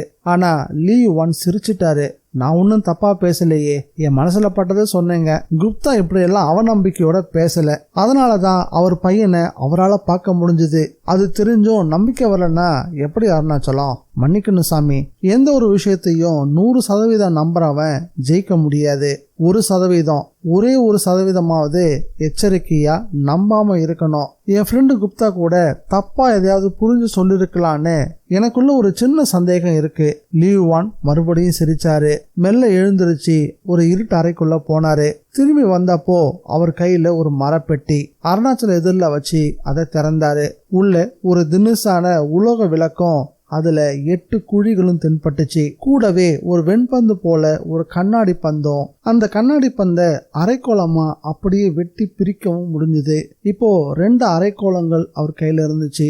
ஒரு அரைக்கோளத்துக்குள்ள அந்த 8 குழி விளக்க வச்சாரு. அதுல வாசனையான ஒருவித எண்ணெயை விட்டு திரி போட்டு திரியோட நுனிய நிமிண்டியும் விட்டாரு. பிறகு வாய்க்கிட்ட கைய மூடியபடி கொண்டு வந்து நாக்க நீட்டினாரு. தீப்பெட்டியை உரசனது போல நாக்கோட நுனியில ஒரு தீபச்சுடர். அருணாச்சலம் வெளவெளத்து போயிட்டாரு. நாவல எரியக்கூடிய தீபச்சுடரை அப்படியே ஆட்காட்டு விரலால பிடிச்சு அந்த 8 குழி விளக்கையும் ஏத்தினாரு லீ யுவான். எப்படி நாக்கில் நெருப்பு வந்துச்சு? How is it possible? Arunachalam அதோட அதிர்வை கேள்வியாக்கி கேட்டாரு. ஆனா பிட்சு பதில் சொல்லவே இல்லை. விளக்க பார்த்தாரு. விளக்குல 8 தீபச்சுடர்கள். அது அப்படியே மீதமிருந்த கண்ணாடி அரைக்கோளத்தால மூடினாரு. கண்ணாடி பந்துக்குள்ள விளக்கோட சுடர்கள் ஒளி விட்டுச்சு. அந்த கண்ணாடி பந்து ஒரு ஒளிக்கோளம் போலவும் மாற ஆரம்பிச்சது. அந்த இடமே புது ஒளியால மாறியும் போயிருந்தது. பிட்சு கண்களை மூடி தியானிக்க ஆரம்பிச்சாரு. அருணாச்சலத்துக்கு ஒண்ணுமே புரியல. மொத்தத்துல இது ஒரு வித்தியாசமான அனுபவம். அது மட்டும்தான் அவருக்கு புரிஞ்சது. பிட்சுவோட கைகள் 2ம் வரம் கேட்கிற மாதிரி மேல் நோக்கி உயர்ந்துச்சு. உதட்டுல ஏதோ ஒரு முணுமுணுப்பு. அது என்ன பாஷனே அருணாச்சலத்துக்கு புரியல. அந்த நிசப்தத்துல பிட்சுவோட பிரார்த்தனை மட்டும்தான் தொடர்ந்து கேட்டுக்கிட்டே இருந்துச்சு. வெளியில கார்த்திகேயன் நகத்தை கடிச்சுக்கிட்டு இருந்தான். மொய்தீன் அவனை நெருங்கி வந்து, என்ன சார், நீங்க உள்ள போகலையான்னு கேட்டான். முட்டாள், நான் அவரோட வேலைக்காரன். அவர் வந்திருக்கிறது ஒரு ரகசியமான விஷயத்தை தெரிஞ்சுக்கிறதுக்காக. அப்படி என்ன சார் ரகசியமான விஷயம் அடப்பாவி, என்ன இப்படி ஒரு கேள்வி கேட்டுட்ட? அவங்கெல்லாம் கோட்டீஸ்வரங்க, பல ரகசியங்கள் இருக்கும், எதுவும் யாருக்கும் தெரியாது. ஏன் என் எம்டி மனசுல என்ன இருக்குன்னு அவர் மனைவிக்கு கூட தெரியாது, தெரியுமா உனக்கு? இல்ல, எனக்கு என்ன சந்தேகம்னா இந்த ரகசியங்களுக்கும் அந்த பிட்சுவுக்கும் என்ன சம்பந்தம்? மொய்தீன், நீ ஒரு நாள் சம்பளத்துக்காக கார் ஓட்ட வந்தவன். சார், எனக்கு ஒரு 100 500 போட்டு கொடுங்கன்னு கேளு, அதை நான் கொடுக்குறேன். ஆனா உனக்கு சம்பந்தமே இல்லாத கேள்விகளை தயவு செஞ்சு என்கிட்ட கேட்காத. அதுக்கு இல்லை சார், அந்த ஷிகாரா மலைக்குண்டு பற்றியும் அங்க இருக்கக்கூடிய பிட்சுக்கள் பத்தியும் நான் கேள்விப்பட்டிருக்கேன். இவங்கெல்லாம் ரொம்ப பயங்கரமானவங்க. அதை விட என் எம்டி பயங்கரமானவர். அது உனக்கு தெரியாது. சரி, எனக்கு என்ன வந்துச்சு, நீங்க சொன்ன மாதிரியே 100 இல்லை 500 கொடுங்க, நான் மட்டும் வாங்கிட்டு போறேன். 500 என்ன, 1000 ரூபாய் கூட தரேன். இப்படி எங்களுக்கு கார் ஓட்டதை பத்தியோ நான் இங்க வந்ததை பத்தியோ யார்கிட்டையும் நீ பேசவே கூடாது, புரியுதா? ரொம்ப சந்தோஷம் சார். வெளியே கார்த்திகேயனும் மொய்தனும் குசு குசுன்னு பேசிக்கிட்டு இருந்தாங்க. ஆனா பிரார்த்தனை உள்ள தொடர்ந்து போய்கிட்டே தான் இருந்துச்சு. அதுக்கு ஒரு முடிவு வந்த மாதிரி அந்த கண்ணாடி கோலத்தினுடைய ஒரு பாதி மூடிய நிலையில இருந்தது தானாகவே கீழே விழுந்துச்சு. தீப சுடர்களும் காற்று பட்டது போல சடசடன்னு ஆட ஆரம்பிச்சது. பிட்சு அதை பார்த்துட்டு பரவசமானாரு. தன்னுடைய சின்ன கண்களை முடிஞ்ச அளவுக்கு அகலமாக்கி, வந்துட்டியா சீன், வந்துட்டியா அப்படின்னு கேட்டாரு. சட்டன்னு அருணாச்சல பக்கம் திரும்பி, அருணாச்சலம், செத்து போன உன் ஃப்ரெண்டு சதாசிவத்தோட போட்டோ இருக்கா அப்படின்னு கேட்டாரு. அட கடவுளே, இப்படி திடீர்னு கேட்டா அவர் போட்டோக்கு நான் எங்க போவேன்? சரி, அவர் சம்பந்தமான ஏதாவது ஒரு பொருள் உன்கிட்ட இருக்கா? அருணாச்சலம் உடனே தன்னுடைய சட்ட பாக்கெட்ல இருந்து ஒரு பார்க்கர் பேனாவை எடுத்து, இது அவரு எனக்கு பிரசன்ட் பண்ணின பேனா அப்படின்னு சொல்லியபடி லீவான் கிட்ட அதை கொடுத்தாரு. சந்தோஷம், கொடுங்க அப்படின்னு சொல்லியபடியே அதை கைகளில் வாங்கிக்கிட்டாரு. மலமலன்னு ஒரு நோட்டை எடுத்துட்டு வந்து அதை அருணாச்சலத்துக்கிட்ட கொடுத்து, மிஸ்டர் அருணாச்சலம், நீங்க இதுல கேட்க நினைக்கிறத எழுதுங்க, எழுதிட்டு நோட்டை மூடி வச்சிடுங்க, மற்றத சின் பார்த்துப்பாரு. ஆமா, யார் இந்த சின்? சின் ஒரு மகா யோகி, சமாதான பிறகும் எங்களுக்கு உதவி செஞ்சிட்டு இருக்காரு. அவர் போய் உங்க சதாசிவத்தோட ஆன்மாவை கூட்டிட்டு வந்து உங்க கேள்விக்கு பதில் சொல்ல வைப்பாரு. எப்படி? அருணாச்சலம் கேட்டாரு. இந்த நோட்ல முதல்ல கேள்விகளை எழுதுங்க, கீழே உங்க நண்பர் வந்து பதிலை எழுதி காட்டுவாரு. லீவான் சொன்னதும் அப்படியா அப்படின்னு ஆச்சரியப்பட்டு போனாரு அருணாச்சலம். சீக்கிரம், விளக்கு அணையறதுக்குள்ள எழுதுங்க, அடிக்கடி சின்ன கூப்பிடுறதும் நல்லதல்ல. சீக்கிரம், விளக்கு அணைஞ்சிட்டா திரும்ப சின்ன 10-15 நாளைக்கு கூப்பிடவே முடியாது. இந்த விளக்குக்கு இப்படி ஒரு சக்தி இருக்கா? ஆமா, இதை கொண்டு யாரு வழிபாடு செஞ்சாலும் சின்னோட ஆத்மா வந்து உதவும். சீக்கிரம் உங்களுடைய கோரிக்கைகளை விலாவரியா எழுதுங்க. பிட்சு தூண்டவும் அருணாச்சலம் மலமலன்னு முதல்ல ஆங்கிலத்திலையும், பிறகு அந்த பிட்சுவுக்கு புரிஞ்சாலும் புரிஞ்சிடும் அப்படின்னு சொல்லிட்டு தமிழ்லையும் எழுத தொடங்கினாரு. என் உயிர் நண்பர் சதாசிவத்துக்கு, எப்படி இருக்கீங்க? உங்களுடைய மரணம் எனக்கு மிகப்பெரிய இழப்பு. ஒரு நாள் கூடுதலா நீங்க உயிரோடு இருந்திருந்தாலும் என் வாரிசு யாருன்னு எனக்கு தெரிஞ்சு போயிருக்கோம். முறைப்படி நான் திருமணம் செஞ்சுக்கிட்ட அமிர்தத்துக்கும் எனக்கும் குழந்தையே பிறக்காது அப்படின்னு உங்களுக்கு நல்லாவே தெரியும். இந்த நிலையில சின்ன வயசுல என்னால கெடுக்கப்பட்டு பிறகு என்னால கைவிடப்பட்ட மாயவரம் வனஜா கருக்கலைப்பு செய்யாம ஒரு ஆண் குழந்தைய பெத்து போட்டுட்டு இறந்து போனதா நீங்க என்கிட்ட சொன்னீங்க. அந்த குழந்தை யாரு, எங்க இருக்குது அப்படின்றத இது வரைக்கும் நீங்க சொல்லவே இல்லை. என்னுடைய பல கோடி சொத்துக்கும் வாரிசு இல்லாத நிலையில எங்க இதெல்லாம் அனாமத்தா போயிடுமோன்னு பயமா இருக்கு. என் மகன் இருக்க இடம் உங்களுக்கு மட்டும்தான் தெரியும். நாளைக்கு சொல்றேன்னு சொல்லிட்டு போன நீங்க அன்னைக்கு மாரடைப்பால இறந்தும் போயிட்டீங்க. நான் இப்ப ரொம்பவே தவிச்சபடி இருக்கேன். என் பையன் யாரு, அவன் எங்க இருக்கான், எனக்கு தெரியப்படுத்துங்க. அவனை நான் தத்து எடுத்துக்கிற மாதிரி தத்தெடுத்துக்கிட்டு என் மகனாக்கிக்கிறேன். எனக்குன்னு ரத்தமும் சதையமும் ஒரு வாரிசு இருக்கும் போது நான் யாரையோ தத்தெடுத்துக்கிறது இல்ல, எனக்கு எந்த உடன்பாடும் இல்ல, அதுக்கு அவசியமும் எனக்கு இல்ல. இப்படிக்கு உங்களுடைய அருமை நண்பன் அருணாச்சலம். ஒரு கடிதம் மாதிரியே அருணாச்சலம் அதை முடிச்சுட்டு நோட்டை மூடினாரு. பார்த்துக்கிட்டே இருந்த பிட்சு, சரி நாம இப்போ ஒரு 10 நிமிஷம் கண்களை மூடிக்கலாம்.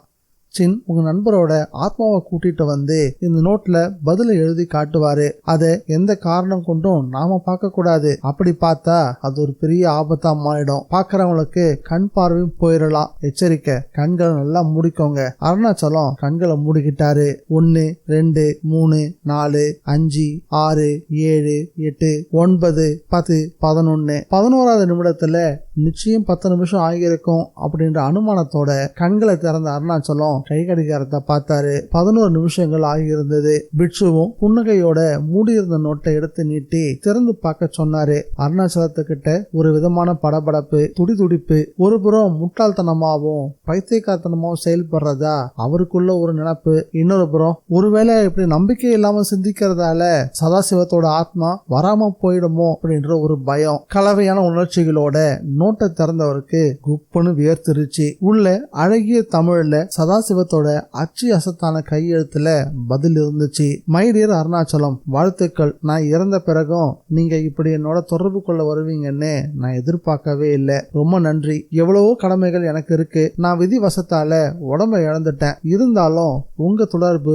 இப்ப எனக்கு ஒரு பலம். உங்க பையன் யாருன்னு நிச்சயம் நான் உங்களுக்கு சொல்றேன். அதுக்கு முன்னாடி ஒரு முக்கியமான செய்தி. இந்த விளக்கு சின் அப்படின்ற யோகியோட சத்திய விளக்கு. இது யார் வசம் இருக்குதோ அவங்களுக்கு சின்னோட உதவியும் கிடைக்கும். அப்படிப்பட்ட இந்த சத்திய விளக்கு இன்னும் ஒரு 3 மணி நேரத்துல அனாதையாக போகுது. அதாவது இதை கொண்டு உங்களுக்கு உதவி பண்ணிக்கிட்டு இருக்கக்கூடிய இந்த பிட்சு சாக போறாரு. நல்ல வேலை நீங்க வந்தீங்க. கொஞ்சம் காத்துருங்க. பிட்சு இறந்ததும் நீங்க இதை எடுத்துக்கிட்டு கிளம்பிடுங்க. இது உங்ககிட்ட இருந்தா எனக்கும் வசதி. நானும் உங்களோட தொடர்ந்து பேசி என்னோட கடமைகளை முடிச்சுக்கிறேன். நீங்க சென்னை திரும்பிய பிறகு என்ன மறுபடியும் கூப்பிடுங்க.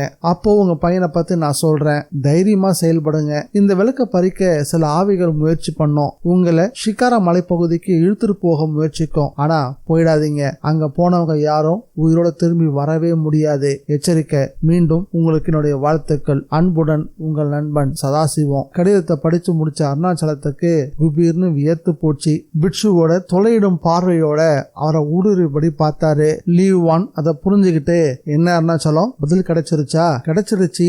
ஆனா அப்படின்னு இழுத்தாரு. என்ன? ஒண்ணுமில்ல, நாங்க இன்னைக்கு இங்க தங்கிட்டு நாளைக்கு போலாம் தானே? அருணாச்சலம் விளக்கு அடையக்கூடிய ஆசையோட சாமர்த்தியமா கேட்கவும் அந்த கேள்விக்கு முன்னாடி பிட்சு கிட்ட இருந்து சிரிப்பு வெளிப்பட்டுச்சு. சாமி, நீங்க சிரிக்கிறத பார்த்தா சிரிக்காம என்ன பண்ண? சின் என்னுடைய குரு. அவர் மூலமா என் விதி முடிய போறது எனக்கும் தெரியும் அருணாச்சலம். லீவ் ஒன் இந்த பதில் சொல்லவும் பதறி போயிட்டா அருணாச்சலம். சாமி என்ன சொல்றீங்க? பதறாதீங்க. உங்க நண்பர் நல்லவர் கிடையாது. அதனாலதான் உங்களை இந்த விளக்கு எடுத்துட்டு போக சொல்றாரு. அவருடைய ஆசை மட்டும் அடங்கவே இல்லை. அவர் பேச்ச நீங்க கேட்காதீங்க. சாமி, நீங்க இந்த விளக்கோட இந்த பனிமலையை விட்டு போக முடியாது. முயற்சி பண்ணீங்கன்னா உங்களை ஷிகாரா மலை ஆவிகள் விடாது. உங்க உயிரும் போயிடும். நீங்களும் செத்து அவரோட சேரணும்ன்றது தான் அவருடைய விருப்பமும் கூட. லீவ் ஒன் விளக்கமா சொல்லவும், அப்படியா அப்படின்னு ஆச்சரியமா கேட்டாரு. கடைசி வரைக்கும் உங்க பையன் யாருன்ற கேள்விக்கு அவர் பதில் சொல்லவே இல்லை. கவனிச்சிங்களா? ஆன்மஸ்வரூபத்திலையும் அவர் ஒரு வியாபாரியா தான் இருக்காரு. அது உங்களுக்கு இந்நேரம் புரிஞ்சிருக்குன்னு நினைக்கிறேன். லீவ் ஒன் சொல்லவும், புரியுது, எனக்கு நல்லாவே புரியுது சாமி. எனக்கு எல்லாமே நம்ப முடியாத ஒரு கனவு போல இருக்கு. இப்ப நான் என்ன பண்றதுன்னு எனக்கே தெரியல. குழம்பாதீங்க. 80 வருஷ யோக வாழ்க்கை உடையவன்னா என் பேச்சு கேளுங்க. சின் என்னுடைய குருநாதர். அமைதிக்காகவும் நன்மைக்காகவும் இந்த விளக்கை நான் பயன்படுத்தணும்ன்றது அவருடைய விருப்பம். அதனாலதான் ஒரு சேவையா நான் இதை செஞ்சுக்கிட்டு இருக்கேன். உங்களை மாதிரியான கோட்டீஸ்வரங்களுடைய மரணத்துக்கு பிறகு என்ன ஆகும்ன்றது தெரியாதனால பணம் சேர்க்கிற ஆசையில நிறைய பாவங்களை செஞ்சிடுறீங்க. என்கிட்ட வந்து ஆன்மாக்களோட பேசும்போது உங்க மரணத்துக்கு பிறகும் ஒரு வாழ்க்கை இருக்குதுன்ற உண்மையை புரிஞ்சுக்கிட்டு பாவ புண்ணியத்துக்கு பயந்து நல்ல விதமா நடந்துக்க ஆரம்பிப்பீங்க. அந்த ஒரு மனமாற்றத்துக்காக நானும் இந்த குருநாதரும் பயன்படுறதுல எங்களுக்கு ஒரு ஆத்ம திருப்தி. குப்தாவும் அப்படிதான். இப்ப அவரு பணம் சேர்க்கறதுல குறியா இல்லாம புண்ணியம் சேர்க்கறதுல குறியா இருக்காரு. செஞ்ச பாவங்களுக்கு பரிகாரமும் தேடிக்கிட்டு இருக்காரு. நீங்களும் அப்படிதான் நடந்துக்கணும். பேராசப்பட்டு ஆத்மாக்களை கொண்டு ரகசியங்களை தெரிஞ்சுக்க முயற்சிக்க கூடாது. அப்படி செஞ்சா அந்த பாவம் உங்களை விடவே விடாது. ஒத்துக்கிறேன். என் ஃப்ரெண்டு சதாசிவத்தோட பேச்சுல இருந்தே அவன் எப்படிப்பட்டவன்றத சொல்லாம சொல்லிடுச்சு. சாமி, நானும் நீங்க சொல்றபடி நடந்துக்கிறேன். எனக்கு ஒரே ஒரு உதவி மட்டும் செய்ய முடியுமா? என்ன செய்யணும் சொல்லுங்க. என் பையன் யாரு, எங்க இருக்கான், எனக்கு அது தெரிஞ்சா போதும். இத கூட நான் செஞ்ச பாவத்துக்கு பரிகாரமா தான் கேட்கிறேன். அந்த பாவம் தான் எனக்கு ஒரு மகன் இருந்தும் என்ன அனாதையா தவிக்க விட்டுக்கிட்டு இருக்கு. கவலைப்படாதீங்க. என் குருநாதர் அதுக்கு உங்களுக்கு நிச்சயம் உதவி செய்வாரு. சாமி, இப்பவே அவர்கிட்ட கொஞ்சம் கேட்டு சொல்லுங்களேன். அப்படியே ஆகட்டும். நீங்க கொஞ்சம் வெளியில போய் காத்துருங்க. நான் உங்களை கூப்பிடுறேன். பிட்சு லீவ் ஒன் பணிவா பேசி வாயில நோக்கி கையை நீட்டினாரு. அருணாச்சலமும் பதட்டம் குறையாம எழுந்திருச்சு அங்கிருந்து வெளியேறினாரு. அத்தியாயம் 8. லோகநாதன் தன்னோட சூட்கேஸ குடஞ்சுகிட்டு இருந்தான். டைரி ஒன்ன தேடி பிடிச்சு அதுல ஒரு தொலைபேசி எண்ணை கண்டுபிடிச்சு தொலைபேசி எண்ணை ஓடி போய் சுழற்றவும் செஞ்சான். அந்த எண்கள் கன்னியாகுமரியில ஒரு வீட்டுக்குள்ள சப்தமிட்டுச்சு. அங்கிருந்த குமார நாடார் அப்படின்றவரு அந்த டெலிபோனோட ரிசீவரை எடுத்து ஹலோ அப்படின்னு சொன்னாரு. ஐயா, நான் லோகு பேசுறேன். யாரு? லோகுவா? சௌக்கியமா இருக்கியா? நான் சௌக்கியமா இருக்கேன். நீங்க எப்படி இருக்கீங்க? எதிர்முனையில இருந்து லோகு விசாரிக்க ஆரம்பிச்சான். நல்லா இருக்கம்பா. என்ன ஆச்சு? ஏதோ பத்திரிக்கையில வேலைக்கு சேரதா சொல்லிட்டு போனியே, சேர்ந்துட்டியா? இல்லையா, அவங்க இப்ப எனக்கு சில வேலைகளை கொடுத்துருக்காங்க. அதை நான் நல்லபடியா முடிச்சுட்டேன்னா எனக்கு வேலை கிடைச்சிரும். என்ன வேலை தம்பி அது? அவங்க பத்திரிக்கைய உன் கையில கொடுத்துட்டு அதை என்ன வித்துட்டா வர சொல்றாங்க? இல்லையா, இது எழுத்து வேலை. வித்தியாசமான பேட்டி கட்டுரைகளை எழுதி தர சொல்லியிருக்காங்க. நெத்தியில் அடிச்ச மாதிரி இருக்கணும்னு சொல்லிட்டாங்க. அதுக்காக தான் நான் ரொம்ப தீவிரமா முயற்சி பண்ணிக்கிட்டு இருக்கேன். நீ புத்திசாலி, எல்லாத்தையும் நல்லா பண்ணிடுவ. எல்லாம் உங்களோட ஆசீர்வாதாங்கய்யா. அப்புறம் ஒரு முக்கியமான விஷயம், நான் அதுக்கு தான் ஃபோனும் பண்ணேன். என்ன விஷயம் லோகு? சொல்லு. ஐயா, எனக்கு என்னோட ஜாதகம் கிடைக்குமா? ஜாதகமா? அது உனக்கு இப்போ எதுக்காக தேவைப்படுது? காரணம் இருக்குங்கய்யா, நான் விவரமா நேர்ல சொல்றேன். என் ஜாதகம் உங்ககிட்ட இருக்குதா? இல்லையே தம்பி, உன்னை அந்த கிறிஸ்துவ ஆஸ்பத்திரியில இருந்து தத்தெடுத்துக்கிட்டு வந்தப்போ நீ பிறந்த தேதி மட்டும்தான் சொன்னாங்க. அப்போ பிறந்த தேதி இருந்தா ஜாதகத்தை கணிச்சுடலாம் இல்லையா? லோகு கேட்டான். தாராளமா. என்ன திடீர்னு ஜாதகம் ஜோசியன்னு போயிட்ட? எதிர்காலம் எப்படி இருக்குன்னு தெரிஞ்சுக்கிற ஆசை வந்துருச்சா உனக்கு? அப்படித்தான்னு வச்சுக்கோங்களேன். என்னோட பிறந்த தேதியை கொஞ்சம் சொல்ல முடியுங்களா? எனக்கு சரியா ஞாபகம் இல்லை லோகு. உன் பள்ளிக்கூட சர்டிபிகேட்ல இருக்கும் பாரு, அந்த தேதி போதுங்களா? தேதி மட்டும் போதாது, பிறந்த இடம் நேரமும் தெரியணும். நீ மெட்ராஸ்ல தான் பிறந்த. காலையில சூரிய உதயத்துக்கு முன்னாடி பிறந்ததா அங்கிருந்து ஒரு நர்ஸ் சொன்னது எனக்கு ஞாபகம் இருக்குது. அப்போ காலையில ஒரு 6 மணி இருக்குங்களா? இருக்கலாம். இருந்தாலும் அன்னைக்கு தேதிக்கு சூரிய உதயம் எத்தனை மணிக்கு நடந்திருக்குன்னு ஜோசிக்காரங்களை கேட்டா அவங்க தெளிவா சொல்லிடுவாங்க. முன்னையாச்சும் பேப்பர் பேனா கூட்டல் கழுத்தல்னு உசுரை விட்டாகணும். இப்பதான் கம்ப்யூட்டர்லாம் வந்துருச்சுல்ல, தகவலை சொன்னா போதும், அடுத்த நிமிஷமே உன் ஜாதகத்தை அதை டைப் பண்ணியே கொடுத்துரும். லோகு முகத்துல ஒரு சந்தோஷம். நல்லதுங்கய்யா, நான் பாத்துக்கிறேன். நீங்க உங்க உடம்ப கொஞ்சம் கவனமா பாத்துக்கோங்க. அத்தாச்சி, ரேக்காவோட பசங்க எல்லாரையும் விசாரிச்சதாவும் சொல்லுங்க. ஜாதகம் கணிச்சு பார்த்த பிறகு என்ன பலன்னு சொன்னாங்கன்னு சொல்லு. எனக்கு தான் தம்பி இன்னும் நேரமே வரமாட்டாங்குது. ஐயா, ஆரம்பிச்சிட்டீங்களா? நீங்க ரொம்ப நாள் இருக்கணுங்கய்யா. என்னோட கல்யாணம், அப்புறம் பேரம் பேத்திங்க எல்லாரையும் பார்க்க வேண்டியதெல்லாம் இருக்குது இல்ல. அப்போ பொண்ணு பாருன்னு சொல்லாம சொல்றியா? முதல்ல வேலைங்கய்யா. மாசம் சம்பளம் வாங்கிட்டு நேர்ல வந்து உங்களை பார்க்க, அப்புறமா நீங்க சொல்ற பொண்ணு கழுத்துல தாலியை கட்டுறேன். சரிங்களா? சந்தோஷம். வேற ஏதாவது விஷயம் இருக்கா? இல்லைங்கய்யா அப்படின்னு சொல்லிட்டு லோகு போனையும் வச்சான். ரிசீவரை வச்சுட்டு நிமிர்ந்தான். அடுத்த குறி கம்ப்யூட்டர்ல ஜாதகம் கிடைக்கக்கூடிய இடம் எங்கன்னு தேடுறது தான். சௌகரியமா அந்த எஸ்டிடி பூத்திலேயே ஒரு விளம்பர நோட்டீஸ் கை கொடுத்துச்சு. அவனுக்கு அப்பாடா அப்படின்னு இருந்துச்சு. துர்காதேவி சிலைக்கு முன்னாடி நிஷ்டையில இருந்தான் தர்ம. ஜாதகத்தோட லோகநாதன் அவனை பார்க்க வரவும் கண்களை கூட திறந்து பார்க்காம வாங்க தம்பி அப்படின்னு சொன்னான். லோகுவும் அவனோட எதிரில் வந்து உக்காந்தான். கையில ஜாதக காகிதம். தர்ம கண்களை திறக்காமலேயே கையில இருக்க அந்த ஜாதகத்தை ஆத்தா சிலையோட திருவடி கிட்ட வை அப்படின்னு சொன்னான். லோகநாதனுக்கு ஆச்சரியத்துக்கு மேல ஆச்சரியம். தவணையில வரக்கூடிய காவிரி நீர்மட்டம் போல ஏறிக்கிட்டே போக ஆரம்பிச்சது. மெல்லமா கண்களை திறந்தவன் ஒரு மாதிரி லோகநாதனை பார்த்தான். அந்த பார்வையே நீ ஒரு விடாக்கண்ட அப்படின்னு சொல்லாம சொல்லுச்சு. ஐயா, நீங்க கேட்ட ஜாதகம், அதை பார்த்துட்டு சொல்றீங்களா? ஜாதகம்லாம் இருக்கட்டும், ஒரு பரீட்சை இருக்குன்னு சொன்னனே, மறந்துட்டியா? நான் அந்த பரீட்சையையும் மறக்கல, ஜாதகம் அனுமதிக்கணும்னு நீங்க சொன்னதையும் மறக்கல. அதான் கஷ்டப்பட்டு ஜாதகத்தை கண்டுபிடிச்சு கொண்டு வந்திருக்கேன். உன் ஜாதகத்தை கண்டுபிடிக்கிறது உனக்கு அவ்வளோ பெரிய கஷ்டமாவா இருந்துச்சு? ஆமா, நான் அப்பா அம்மா இல்லாத ஒரு அனாதை.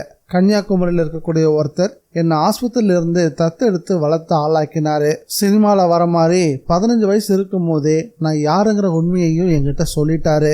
அதெல்லாம் விடுங்க, அதெல்லாம் பழைய கதை. பரீட்சை என்ன, அதை முதல்ல சொல்லுங்க. தர்ம லேசா சிரிச்சுட்டு, ரொம்ப சுருக்கமா உன்னோட வரலாற்றே சொல்லிட்டியா? சபாஷ், இந்த பரீட்சை உன் மனசு எவ்வளவு திடமானதுன்னு தெரிஞ்சுக்கிற பரீட்சை. இப்படி ஒரு பரீட்சையை பத்தி இத்தனை நாளா நான் யோசிச்சு கூட பார்த்ததில்ல. ஆனா நேத்து உன்னோட பேச்சு, என் பதில் எல்லாமே சேர்ந்து என்ன இந்த பரீட்சைக்கு கிட்டத்தட்ட தயார்படுத்திருச்சு. பீடிகை எல்லாம் போதுங்க. பரீட்சை என்னன்னு சொல்லுங்க. சொல்றேன், அவசரப்படாத. அந்த அறைக்குள்ள போ. அங்க ஒரு பொண்ணு இருக்கா. அவளை நீ ஓவியமா வரையணும். ஓவியமா? ஒரு பொண்ணை பார்த்தா? நான் ஒன்னும் ஓவியம்லாம் கிடையாதே. அது எனக்கும் தெரியும். உன்னால முடிஞ்ச அளவுக்கு வர, அது போதும். ஐயா, எனக்கு சாதாரணமா ஒரு யானை படம் கூட வரைய தெரியாது. தம்பி, இது உங்களுக்கு ஓவியம் வரைய தெரியுமான்ற பரீட்சை கிடையாது. எந்த தடுமாற்றமும் இல்லாம இப்ப எந்த நிலையில இருக்கியோ அந்த நிலையை விட்டு கடைசி வரைக்கும் மாறாம இருக்கியான்னு தெரிஞ்சிக்கதான் உன்னை வரையவே சொல்றேன். ஓவியம் வரைய போனா நான் மாறி போயிடுவேனா? புரியலையே. அந்த பெண் உருவம் உன்னை மாத்த முயற்சி எடுக்கும். மனக்கட்டுப்பாடு இருந்தா மட்டும்தான் நீ மாறாம இருக்க முடியும். அப்படின்னா பேசிக்கிட்டே இருந்தா எப்படி? வா, நானும் வரேன். நான் எப்படி இருக்கேன்னு நீ பாரு, நீ எப்படி இருக்கன்னு நான் பாக்குறேன். நீங்க சொல்றத பார்த்தா அந்த பொண்ணு ஆடையே இல்லாம இருப்பா போல இருக்கே. உன்னோட யூகம் சரிதான். அவங்க ஓவியம் வரைகிறதுக்கு மாடலா போஸ் கொடுக்கறவங்க, மற்றபடி தப்பானவங்க எல்லாம் கிடையாது. இதை கேட்டதும் லோகு உண்மையிலே பதறி போயிட்டான். உடம்புல லேசான ஒரு நடுக்கம், நெற்றி பொட்டுல படு வேகமா வியர்வை எட்டி பார்க்க ஆரம்பிச்சிருச்சு. என்ன தம்பி, என்ன யோசனை? இல்ல, நீங்க எனக்கு இப்படி ஒரு பரீட்சை வைப்பீங்கன்னு நான் கொஞ்சம் கூட யோசிச்சு பார்க்கல. ஆண்மைனா என்னன்னு தெரிஞ்சுக்க தம்பி. ஒரு பொண்ணோட காமத்தை அடக்கிறது பேருக்கு மட்டும் ஆண்மை கிடையாது. காமத்தை தனக்குள்ள அடக்கி வைக்கிறது தான் உண்மையான ஆண்மை. அதுக்கு மனசும் உடம்பும் ஒத்துழைக்கணும். அப்பதான் இந்த வித்தை உனக்குள்ள நுழையும். பேசியபடியே எழுந்த தர்ம லோகநாதனோட தோல்ல கைய போட்டு அவனை அழிச்சுக்கிட்டு அந்த அறை வாசல் வரைக்கும் போயிட்டான். அறை வாசல் வரைக்கும் வந்த லோகநாதனுக்கு அதுக்கு மேல உள்ள போறதுக்கு தயக்கம் ஏற்பட்டுடுச்சு. இல்ல, நான் வரல, இது என்னால முடியாது. ஏன்? நேத்து நீ அந்த பேச்சு பேசனையே. வாஸ்தவம் தான், நான் நீங்க பரீட்சைன்னு சொன்னதும் சரியா புரிஞ்சிக்கல. இப்பவே என்னோட தோல்வியை நான் ஒத்துக்கிறேன். ஒரு பெண்ணை ஆடை இல்லாம பார்த்துட்டு உணர்ச்சி வசப்படாம மரக்கட்டமா இருக்க என்னால முடியாது. என்னால மட்டும் இல்ல, எந்த வயசு பசங்களாலும் இருக்கவும் முடியாது. அப்படி இருந்தா இந்த சமூகத்துல அவங்களுக்கு வேற பேரு. இந்த பதிலை கேட்டுட்டு தர்ம வேகமா சிரிச்சான். லோகநாதன் கொஞ்சமும் எதிர்பார்க்காத நேரத்துல படார்னு கதவையும் திறந்தான். உள்ள யாருமே இல்ல. லோகுவுக்கு பலத்த ஏமாற்றம். அந்த ஆதங்கத்தோடவே பேச ஆரம்பிச்சான். என்னங்க நீங்க பொண்ணு மாடல் அப்படிலாம் சொன்னீங்க, உள்ள யாரையுமே காணோம். நான் சும்மா சொன்னேன் தம்பி. தைரியமா நீ அந்த அறைக்குள்ள போயிருந்தாலே ஜெயிச்சிருப்ப. நான்லாம் எட்டிக்காய தினமும் அரைச்சி கொஞ்சம் கொஞ்சமா சாப்பிட்டு ஸ்கலிகத்தை கல்லாக்கிக்கிட்டவன். அதனாலதான் என்னால காமத்தை ஜெயிக்க முடிஞ்சுது. இப்ப புரியுதா? எல்லாத்தையும் எல்லாராலையும் பண்ண முடியாது. தர்மனோட கேள்வி லோகநாதனுடைய தலைய கொஞ்சமா குனிய வச்சிருச்சு. மந்திர சாஸ்திரம்ன்றது ஒரு மிகப்பெரிய சமுத்திரம். அதுலயும் சுறாவும் திமிங்கலமும் நீந்தக்கூடிய ஒரு சமுத்திரம். அசாத்தியமான மனோதிடம், உபாசன சக்தி, காமம், பசி, இது எல்லாத்தையும் ஜெயிக்கிற ஆற்றல், இதெல்லாம் இதுக்கு பிரதானம். போகட்டும், உண்மைய கூச்சப்படாம ஒத்துக்கிட்ட ஒண்ணு போதும். வாங்க உன் ஜாதகத்தை பார்ப்போம். தர்ம திரும்ப வந்து துர்காதேவி சிலைக்கு முன்னாடி அவனுக்காக போடப்பட்டிருந்த அந்த பலகைக்கு மேல உட்காந்துட்டு சிலையோட காலடியில் இருந்த ஜாதக காகித சுருளை எடுத்து விரிச்சான். அதுல கட்டங்கள், கிரகங்களுடைய நிலைகள் எல்லாத்தையும் கூர்ந்து பார்த்தவன் குட்டி கழிச்சான். முகத்துல ஆச்சரிய வரிகள் விழ ஆரம்பிச்சுது. இதை கவனிச்ச லோகநாதன், என் ஜாதகம் என்னங்க சொல்லுது? நீங்க ஒரு அனாதைன்னு சொன்னீங்கல்ல? ஆமா, நான் அனாதை தான். என்ன உண்மையில தன்னோட பையனா நினைக்கிறவரு கன்னியாகுமரியில் இருக்கக்கூடிய குமார நாடார் ஐயா தான். என்னை தத்து எடுத்துட்டு வந்து என்னை வளர்த்து ஆளாக்கினாரு. நான் அந்த வீட்டுக்கு வந்த பிறகு எனக்கு ரேக்காண்ட தங்கச்சியும் பிறந்தா. அப்படி பார்த்தா நான் அனாதை இல்லைன்றதான் உண்மை. லோகநாதன் வேக வேகமா பேச ஆரம்பிச்சான். தம்பி, நீங்க ஒரு கோடீஸ்வரனாக போறீங்க, உங்களுடைய எதிர்காலம் அப்படின்னு தர்மம் சொல்ல ஆரம்பிச்சான். பிறகு மனசுக்கு ஏதோ ஒரு பூட்டு போட்டுக்கிட்டு சொல்ல வந்த விஷயத்த அப்படியே விழுங்கினா. என்னங்க, என் ஜாதகம் அப்படி என்னதான் சொல்லுது? ஒண்ணுமில்லப்பா, நீ ரொம்ப அமோகமா இருப்ப. அதுக்கு மேல உனக்கு எதுவும் தெரியவும் வேண்டாம். ஏதோ கோட்டீஸ்வரம் அப்படி இப்படின்னு சொன்னீங்களே. ஆமா ஆமா, கூடிய சீக்கிரம் நீ பெரிய பணக்காரமாயிடுவ. வேணாம், எனக்கு பத்திரிகையில சப் எடிட்டர் வேலை கிடைச்சாலே போதும். அதுக்கு தர்ம மர்மமா சிரிச்சான். அப்புறம் இன்னொரு விஷயம், இந்த நிமிஷத்துல இருந்து நீ என்னோட சிஷ்ய பிள்ளை. என்ன புரியுதா உனக்கு? தர்மம் இப்படி சொல்லவும் லோகநாதன் ஆச்சரியமா தர்மனை பார்த்தான். என்ன கொஞ்ச நேரம் வரைக்கும் மரியாதையா தம்பின்னு பேசிக்கிட்டு இருந்தவன் திடீர்னு வா போன்னு பேசானேன்னு பாக்குறியா? குருவுக்கும் சிஷ்யனுக்கும் நடுவுல எதுக்கு சம்பிரதாயம் மரியாதை எல்லாம்? தர்மம் சொல்லி முடிச்சதும், அப்போ இந்த மாந்திரிக விஷயங்களை எனக்கு நீங்க புரிய வைக்க போறீங்கன்னு சொல்லுங்க. நிச்சயமா. அதுக்கு எவ்வளவு நாளாகும்? லோகநாதன் ஆர்வமா கேட்டான். நாளா? ஆமா, நான் கட்டுரை எழுதணுமே. இது ஒன்னும் ஒரு நாள்லயோ 2 நாள்லயோ கத்துக்கக்கூடிய விஷயமே கிடையாது. வருஷங்களாகும். சரிதான். அப்ப நான் இந்த ஜென்மத்துல கட்டுரையே எழுத முடியாதுன்னு சொல்றீங்க? எழுதலாம். இப்ப என்ன, சீக்கிரமா இதை பத்தி தெரிஞ்சுக்கிட்டு கட்டுரை எழுதணும், அவ்வளவுதானே? ஆமா, 1 மாசம் முழுசா பொறு. அதுக்குள்ள உன் வாழ்க்கையே தலைகீழா மாறப்போகுது. அந்த மாற்றத்துக்கு பிறகு நீ கட்டுரை, இந்த ஆசிரியர் வேலைன்னு எதை பத்தியும் யோசிக்க மாட்ட. இது என்ன ஜாதகம் சொல்ற விஷயமா? இல்ல உங்களுடைய அமானுஷ சக்தியை பயன்படுத்தி என்னை பத்தி தெரிஞ்சுக்கிட்டு சொல்றீங்களா? இங்க பேரலோகு, இது நீ எப்படி வேணா எடுத்துக்கோ. நான் சொல்றபடி நடந்தா உனக்கு சந்தோஷம் வந்து சேரும். முதல்ல நடக்கட்டும், பிறகு பார்த்துக்கலாம். லோகநாதன் சொல்லி முடிக்கவும் தர்மம் மறுபடியும் லேசா சிரிச்சான். இல்ல, பத்திரிகைக்காரனுக்கு உண்டான அதே சந்தேக புத்தி உங்ககிட்ட நிறையவே இருக்கு போல. உனக்கு ஏதாவது சந்தேகம் இருந்தா கேளு, நான் பதில் சொல்றேன். மாந்திரிகன்னா என்ன? வளவலன்னு இல்லாம ஒரு வார்த்தையில உங்களால பதில் சொல்ல முடியுமா? லோகநாதன் கேட்கவும், ஏன் சொல்லலாமே. அது ஒரு மாயக்கலை. இதுக்கு தலைவன் யார் தெரியுமா? சனி பகவானோட பையனான மாந்தி, அதாவது குளிகன். மாயக்கலைன்னா மனுஷ சக்தி தேவை இல்லையா? மனுஷ சக்தியோட இன்னொரு பக்கம் தானே இந்த மாய சக்தி. தர்மம் சொல்லவும், எப்படி அப்படின்னு ஆச்சரியமா கேட்டான் லோகநாதன். பல வருஷம் தவம் இருந்து தெரிஞ்சுக்க வேண்டிய விஷயத்த சாமர்த்தியமா எப்படின்னு ஒரு கேள்வியில கேட்டு தெரிஞ்சுக்க பாக்குறியே. சரி, இறந்த உடனே உயிர் எங்க போகுது? அது ஆவியா நடமாடுங்கிறது உண்மையா? அது உண்மை இல்லாமல செத்த பணத்தை போட்டுக்கிட்டு நாமெல்லாம் அழுன்னு அழுதுகிட்டு இருக்கோம். அப்புறம் ஈமக்கிரையை பண்றோம், தர்ப்பணம் பண்றோம், தவசம்லாம் பண்றோமே, அதெல்லாம் எதுக்கு? சரி, அப்ப ஆவி இருக்குன்னா ஏன் அதை பார்க்க முடியல? ஓஹோ, நீ பார்த்தாதான் நம்புவியோ? தர்மம் கேட்டான். அப்படித்தானே வச்சுக்கோங்களேன். சரி, காத்து நீ பார்க்க முடியல, அதுக்காக அதை இல்லைன்னு சொல்லுவியா? பார்க்க முடியலனாலும் நாம உணர்றோமே, ஆவிகள் இருக்கிறதையும் உணரதான் முடியும். எப்படி? ஆச்சரியமா கேட்டான் லோகநாதன். நம்ம முன்னோர்களுடைய ஆவிதான்ப்பா பல சமயங்கள்ல நம்மள பல ஆபத்துகள்ல இருந்து காப்பாத்திக்கிட்டு இருக்கு. அவங்கள நம்ம நினைக்க மறந்தா நமக்கு சில கஷ்டங்களை கொடுத்து ஞாபகப்படுத்துறதும் அதுங்க தான். தர்ம ரொம்ப விளக்கமா சொல்லவும், இதெல்லாம் யூகங்க. காத்து இருக்கிறத எப்படி சுவாசிச்சு ஒவ்வொரு வினாடியும் உணர்றோமோ அப்படி ஆவிகளை உணர வழி இருக்கா? அதை மட்டும் சொல்லுங்க. லோகநாதன் தீர்க்கமா கேட்டான். வழி இருக்கு, ஆனா உணர்ந்து என்ன பண்ண போற? இது என்ன கேள்வி? ஒரு நம்பிக்கைக்காக தான். வேண்டாம், நம்பாத, விட்டுடு. யார் உன்னை நம்ப சொன்னது? நம்பி என்ன ஆக போகுது உனக்கு? தர்ம கிட்ட இருந்து பதில்கள் கொஞ்சம் கோபமா வெளிப்பட ஆரம்பிச்சது. ஆனா லோகநாதனும் விட்டப்பாடு இல்ல. பதில் சொல்ல தெரியலன்னா அந்த விஷயத்த பொசுக்குன்னு இப்படி முடிக்கிறது உங்களுக்கு வழக்கமா போச்சு. நான் யாரும் எழுதாத விதத்துல இந்த அமானுஷத்தை வச்சு கட்டுரை எழுதணும்னு நினைக்கிறேன். அதான் இப்படி கேட்கிறேன். இங்க பேரலோகு, கட்டுரை எழுதணும்னா அதுக்கு எவ்வளவோ விஷயங்கள் இருக்கு. நீ இந்த விஷயத்த தேர்வு பண்ணாத, உனக்கு அது ஆபத்துல முடியலாம். இங்க பாருங்க, இதுலதான் த்ரில் இருக்கு. இத பத்தி தான் யாருக்கும் சரியா எதுவும் தெரியறதே கிடையாது. அது மட்டும் இல்ல, என்னோட சின்ன வயசுல இருந்தே நானும் இந்த விஷயத்த பத்தி தான் ரொம்ப அதிகமா யோசிச்சிருக்கேன். எனக்கு ஒரு நண்பன் இருந்தான். வாட்ட சாட்டமா, பார்க்க நல்லா இருப்பான். ஆட்டம் பாட்டோன்னு எல்லாத்துலயும் சூறேன். ஒரு நாள் பொட்டுல அடிபட்டதால பொசுக்குன்னு உயிர் போயிடுச்சு. உயிரோட அவன் இருந்த வரைக்கும் எப்படி எல்லாம் இருந்தான். ஒரு பிணமா அவனை பார்த்தப்போ என்னால நம்பவே முடியல. எது எப்படி அவனை இப்படி சடலமாக்குச்சு? இந்த கேள்விக்கு விடை கிடைக்காம நான் ரொம்ப நாளா அல்லாடிட்டு இருந்திருக்கேன். அது மட்டும் இல்ல, உலகமே உயிர் பயத்தை பிரதானமா நினைக்குது. உயிர், எது உயிர்? அது என்ன? அது எப்படிதான் இருக்கும்? அதை தெரிஞ்சுக்கிட்டே ஆகணுன்ற வெறி அந்த நிமிஷத்துல இருந்து ஆரம்பிச்சது. எனக்கு இன்னிய வரைக்கும் அது எனக்குள்ள குறையவே இல்லை. உங்களை பார்த்ததும் நான் என்னென்னவோ கேட்கணும்னு வந்தேன். உண்மையில உங்ககிட்ட சக்தி இருக்குன்னு தெரிஞ்சதும் என் மனசை மாத்திக்கிட்டு என்னோட கேள்விகளுக்கு விடை கிடைக்குமான்னு நான் தேட ஆரம்பிச்சிட்டேன். லோகநாதன் தன் மனசுக்குள்ள இருந்த கேள்விகளை வெளிப்படையா கேட்க ஆரம்பிச்சதும், தர்ம, இங்க பாரு லோகு, நீ இப்படியே இரு. கூடிய சீக்கிரம் நீ நிறைய விஷயத்த தெரிஞ்சுப்ப. எல்லாருக்கும் இப்படி தாக்கம் ஏற்படுறது இல்ல. கோடி பேர்ல ஒருத்தர் தான் புத்தர். கிட்டத்தட்ட ஒன்ன மாதிரி தான் அவரும் யோசிச்சாரு.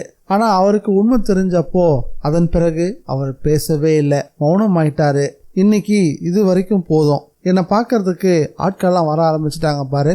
தர்ம பேச்சோட வெளியே சுட்டி காட்டினான். திண்ணையிலையும் மரத்தடியிலையும் சில பேர் காத்துக்கிட்டு இருந்தாங்க. அதுக்கு மேல லோகநாதனுக்கும் கேள்வி கேட்க தோணவே இல்லை. அந்த இடத்த விட்டு நகர்ந்தான். தர்ம திரும்பவும் அவனுடைய ஜாதகத்தை கையில் எடுத்தான். அதை பார்த்துட்டு நிமிர்ந்து துர்காதேவி சிலையையும் பார்த்தான். தாயே, என் பூஜைக்கு வரமாதான் நீ அனுப்பியிருக்கியோ, உன் கருணையே கருணை அப்படின்னு முணுமுணுக்கவும் செஞ்சான். இது எல்லாத்தையும் ஒதுங்கி நின்றபடி பார்த்துக்கிட்டு இருந்த தர்மனுடைய உதவியாளன் ஒருத்தனுக்கு கொஞ்சம் அது ஆச்சரியமா இருந்துச்சு. இறுதி அத்தியாயம். காத்துக்கிட்டு இருந்த அருணாச்சலத்துக்கு பொறுமை போயிருச்சு. கார்த்திகேயன் கூட கிட்ட வந்து கேட்டான், என்ன சார், வந்த வேலை முடிஞ்சிருச்சா? ஏன் உங்களை வெளியே போக சொல்லிட்டாரு அந்த பிட்சு? தெரியல கார்த்தி, கூப்பிடுறேன்னு சொன்னாரு, ஆனா இன்னும் கூப்பிடல. நான் வேணா போய் பார்க்கட்டுங்களா? வேண்டாம், அவரை கூப்பிடட்டும். வந்த காரியம் சக்சஸா சார்? ஆர்வம் தாங்காம கார்த்தி கேட்கவும் ஒரு சின்ன முறைப்பு அருணாச்சலத்துக்கிட்ட இருந்து வெளிப்பட்டுச்சு. சாரி சார் அப்படின்னு சொன்ன அவன் கொஞ்சம் விலகி போய் நிக்கவும் செஞ்சான். அதே சமயம் கதவு திறந்துகிட்டு அந்த பிட்சுவும் வெளியே வந்தாரு. அருணாச்சலத்தை உள்ள வர சொல்லி கூப்பிட்டாரு. அருணாச்சலமும் ஆர்வமா உள்ள நுழைஞ்சாரு. மிஸ்டர் அருணாச்சலம், உங்களுடைய கோரிக்கைக்கு என்னுடைய குருநாதர் பதில் சொல்லிட்டாரு. கூடிய சீக்கிரமே உங்க மகன் உங்களை தேடி வரப்போறான். நீங்க கவலைப்படவே வேண்டாம். வருவான்னா எப்படி? அவன் என் மகன்தான்றத நான் எப்படி தெரிஞ்சுக்கிறது? இந்த விளக்கோட யாரும் உங்களை பாக்குறாங்களோ அவன்தான் உங்க பையன். இந்த விளக்கோடையா? எப்படி? இதே விளக்கு தான். இந்த சத்திய விளக்கு மூலமா அவரே உங்க மகனை அடையாளம் காட்டுறதா சொல்லியிருக்காரு. ஆனா அதே சமயம் நீங்க ஒரு சத்தியம் செய்யணும். என்னது? எந்த காரணம் கொண்டும் நீங்க இதை பயன்படுத்தி எந்த ஆன்மாக்களையும் கூப்பிடக்கூடாது. லியூவான் சொல்லவும், ஏன் அப்படின்னு வேகமா கேட்டாரு. என் குருநாதர் என்ன விரும்புகிறாரோ அதை நான் உங்ககிட்ட சொல்லிட்டேன். அதுக்கான உறுதிமொழி நீங்க தந்தா அவர் உங்களுக்கு உங்க மகனை அடையாளம் காட்டுவாராம். இதை நான் நம்பலாமா? ஆச்சரியப்படும்படியா அருணாச்சலம் கேட்டாரு. லியூவான், நிச்சயமா நீங்க இதை நம்பலாம். நீங்க இந்த விளக்கை கொண்டு போக கூடாதுன்றதுக்காக நான் இதை சொல்லல. நீங்க உயிரோட திரும்பி போகணும். உங்க மகனோட நீங்க சேரணும். விளக்கம் தவறா பயன்படுத்தப்படக்கூடாது. அந்த ஆதங்கத்துலதான் இது எல்லாத்தையும் நான் சொல்றேன். புத்த பிட்சுவான லியூவான பதில தொடர்ந்து அருணாச்சலத்துக்கிட்ட ஒரு மௌனம். தாடைய தடவியபடி கைகளை பிசைஞ்சபடி அறமனசோட சரி அப்படின்னு ஒத்துக்கிட்டாரு. இங்க பாருங்க, இப்போ நீங்க சம்மதம் சொல்லிட்டு அப்புறமா மனசு மாறினா அது ஆபத்துல முடிஞ்சிடும். நான் உங்களை எச்சரிக்கிறேன். இல்ல, நான் தடம் மாற மாட்டேன். எனக்கு என் பையன் யாருன்னு தெரிஞ்சா போதும். அருணாச்சலம் சொல்லவும், லியோவான், அப்போ இந்த விளக்கு மேலே சத்தியம் பண்ணுங்க அப்படின்னு கேட்டாரு. அருணாச்சலத்தோடைய மனசுக்குள்ளேயும் கைகள்லையும் நடுக்கம் ஏற்பட ஆரம்பிச்சது. அந்த நடுக்கத்தோடையே தன்னுடைய கைகளை அந்த விளக்குக்கு மேல வச்சாரு. நல்லது, நீங்க புறப்படுங்க. வழியில ஒரு மிலிட்டரி மேஜர் வழி மறிச்சு உங்க கார்ல இடம் கேட்பாரு. காரை நிறுத்தாம நீங்க அங்க இருந்து போயிடுங்க. லியூவான் சொல்லவும், ஏன் அப்படின்னு அருணாச்சலம் கேட்டாரு. ஒரு 10 நாள் அவர் அப்படிதான் அலைஞ்சாகணும். அது அவருடைய தலையெழுத்து. சொன்னதை மட்டும் செய்யுங்க அப்படின்னு சொன்னாரு லியூவான். சரி, இந்த விளக்கை குறைந்தபட்சம் நான் பூஜிக்கலாமா? தாராளமா, அப்படிதான் செஞ்சாகணும்.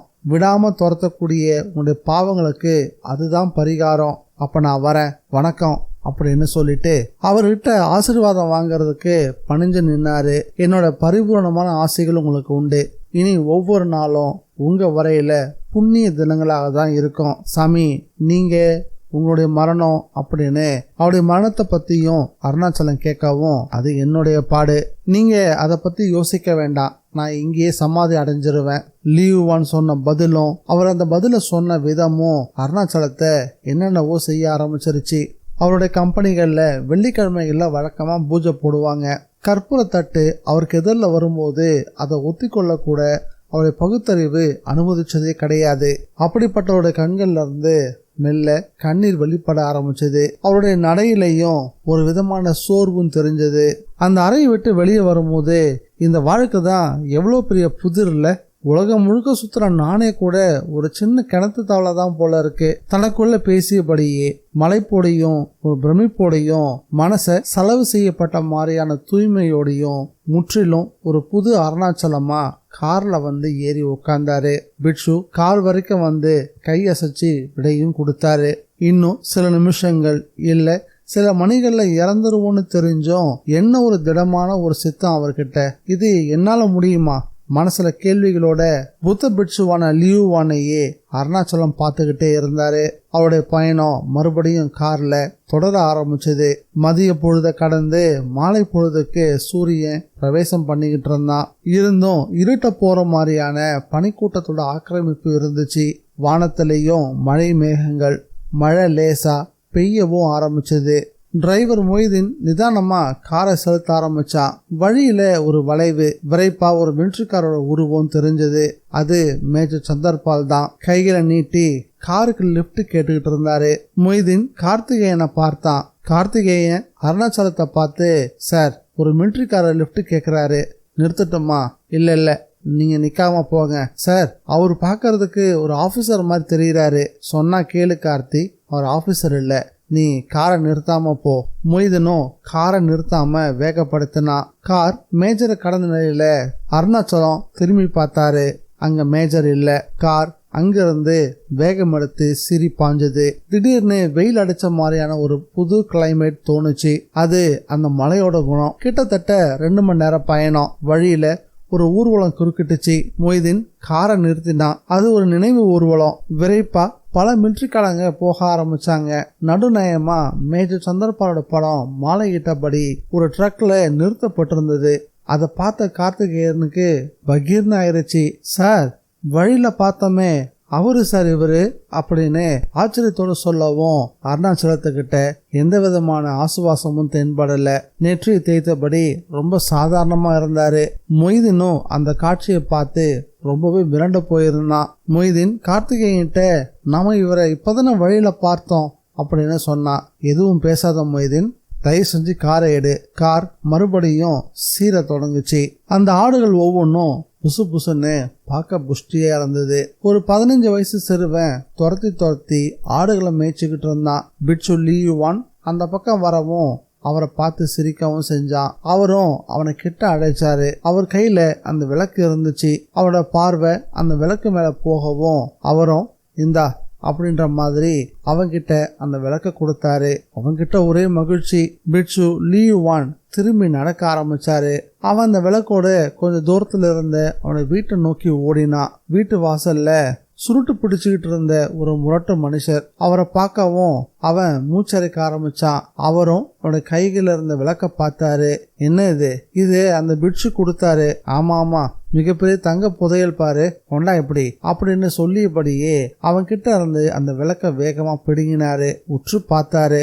அந்த ஆளு ஒரு மாயக்காரன், இதெல்லாம் நம்ம வச்சிக்க கூடாது, நீ போ அப்படின்னு சொல்லியபடியே அந்த விளக்க தூர வீசி எரிஞ்சாரு. தாமரை இதழ் போல குவிஞ்சி மூட முடிஞ்ச அந்த 5 பொன் விளக்கு ரொம்ப தூரம் பறந்து போய் ஒரு ஒற்றொழி பாதை கிட்ட போய் விழுந்துச்சு. அந்த பாதையோட தொடக்கத்துல லடாக் மண்ணுக்கே உரிய கலை பொருட்களை பிளாட்பாரத்துல போட்டு விற்கக்கூடிய வியாபாரி ஒருத்தன் வந்துகிட்டு இருந்தான். சார், போஸ்ட் சப்தம் கேட்டு அரைக்கதவை திறந்தான் லோகநாதன். தபால்காரர் கையில ஒரு கடிதம். கடிதத்தை வாங்கினவனுக்கு ஆச்சரியமாயிருச்சு.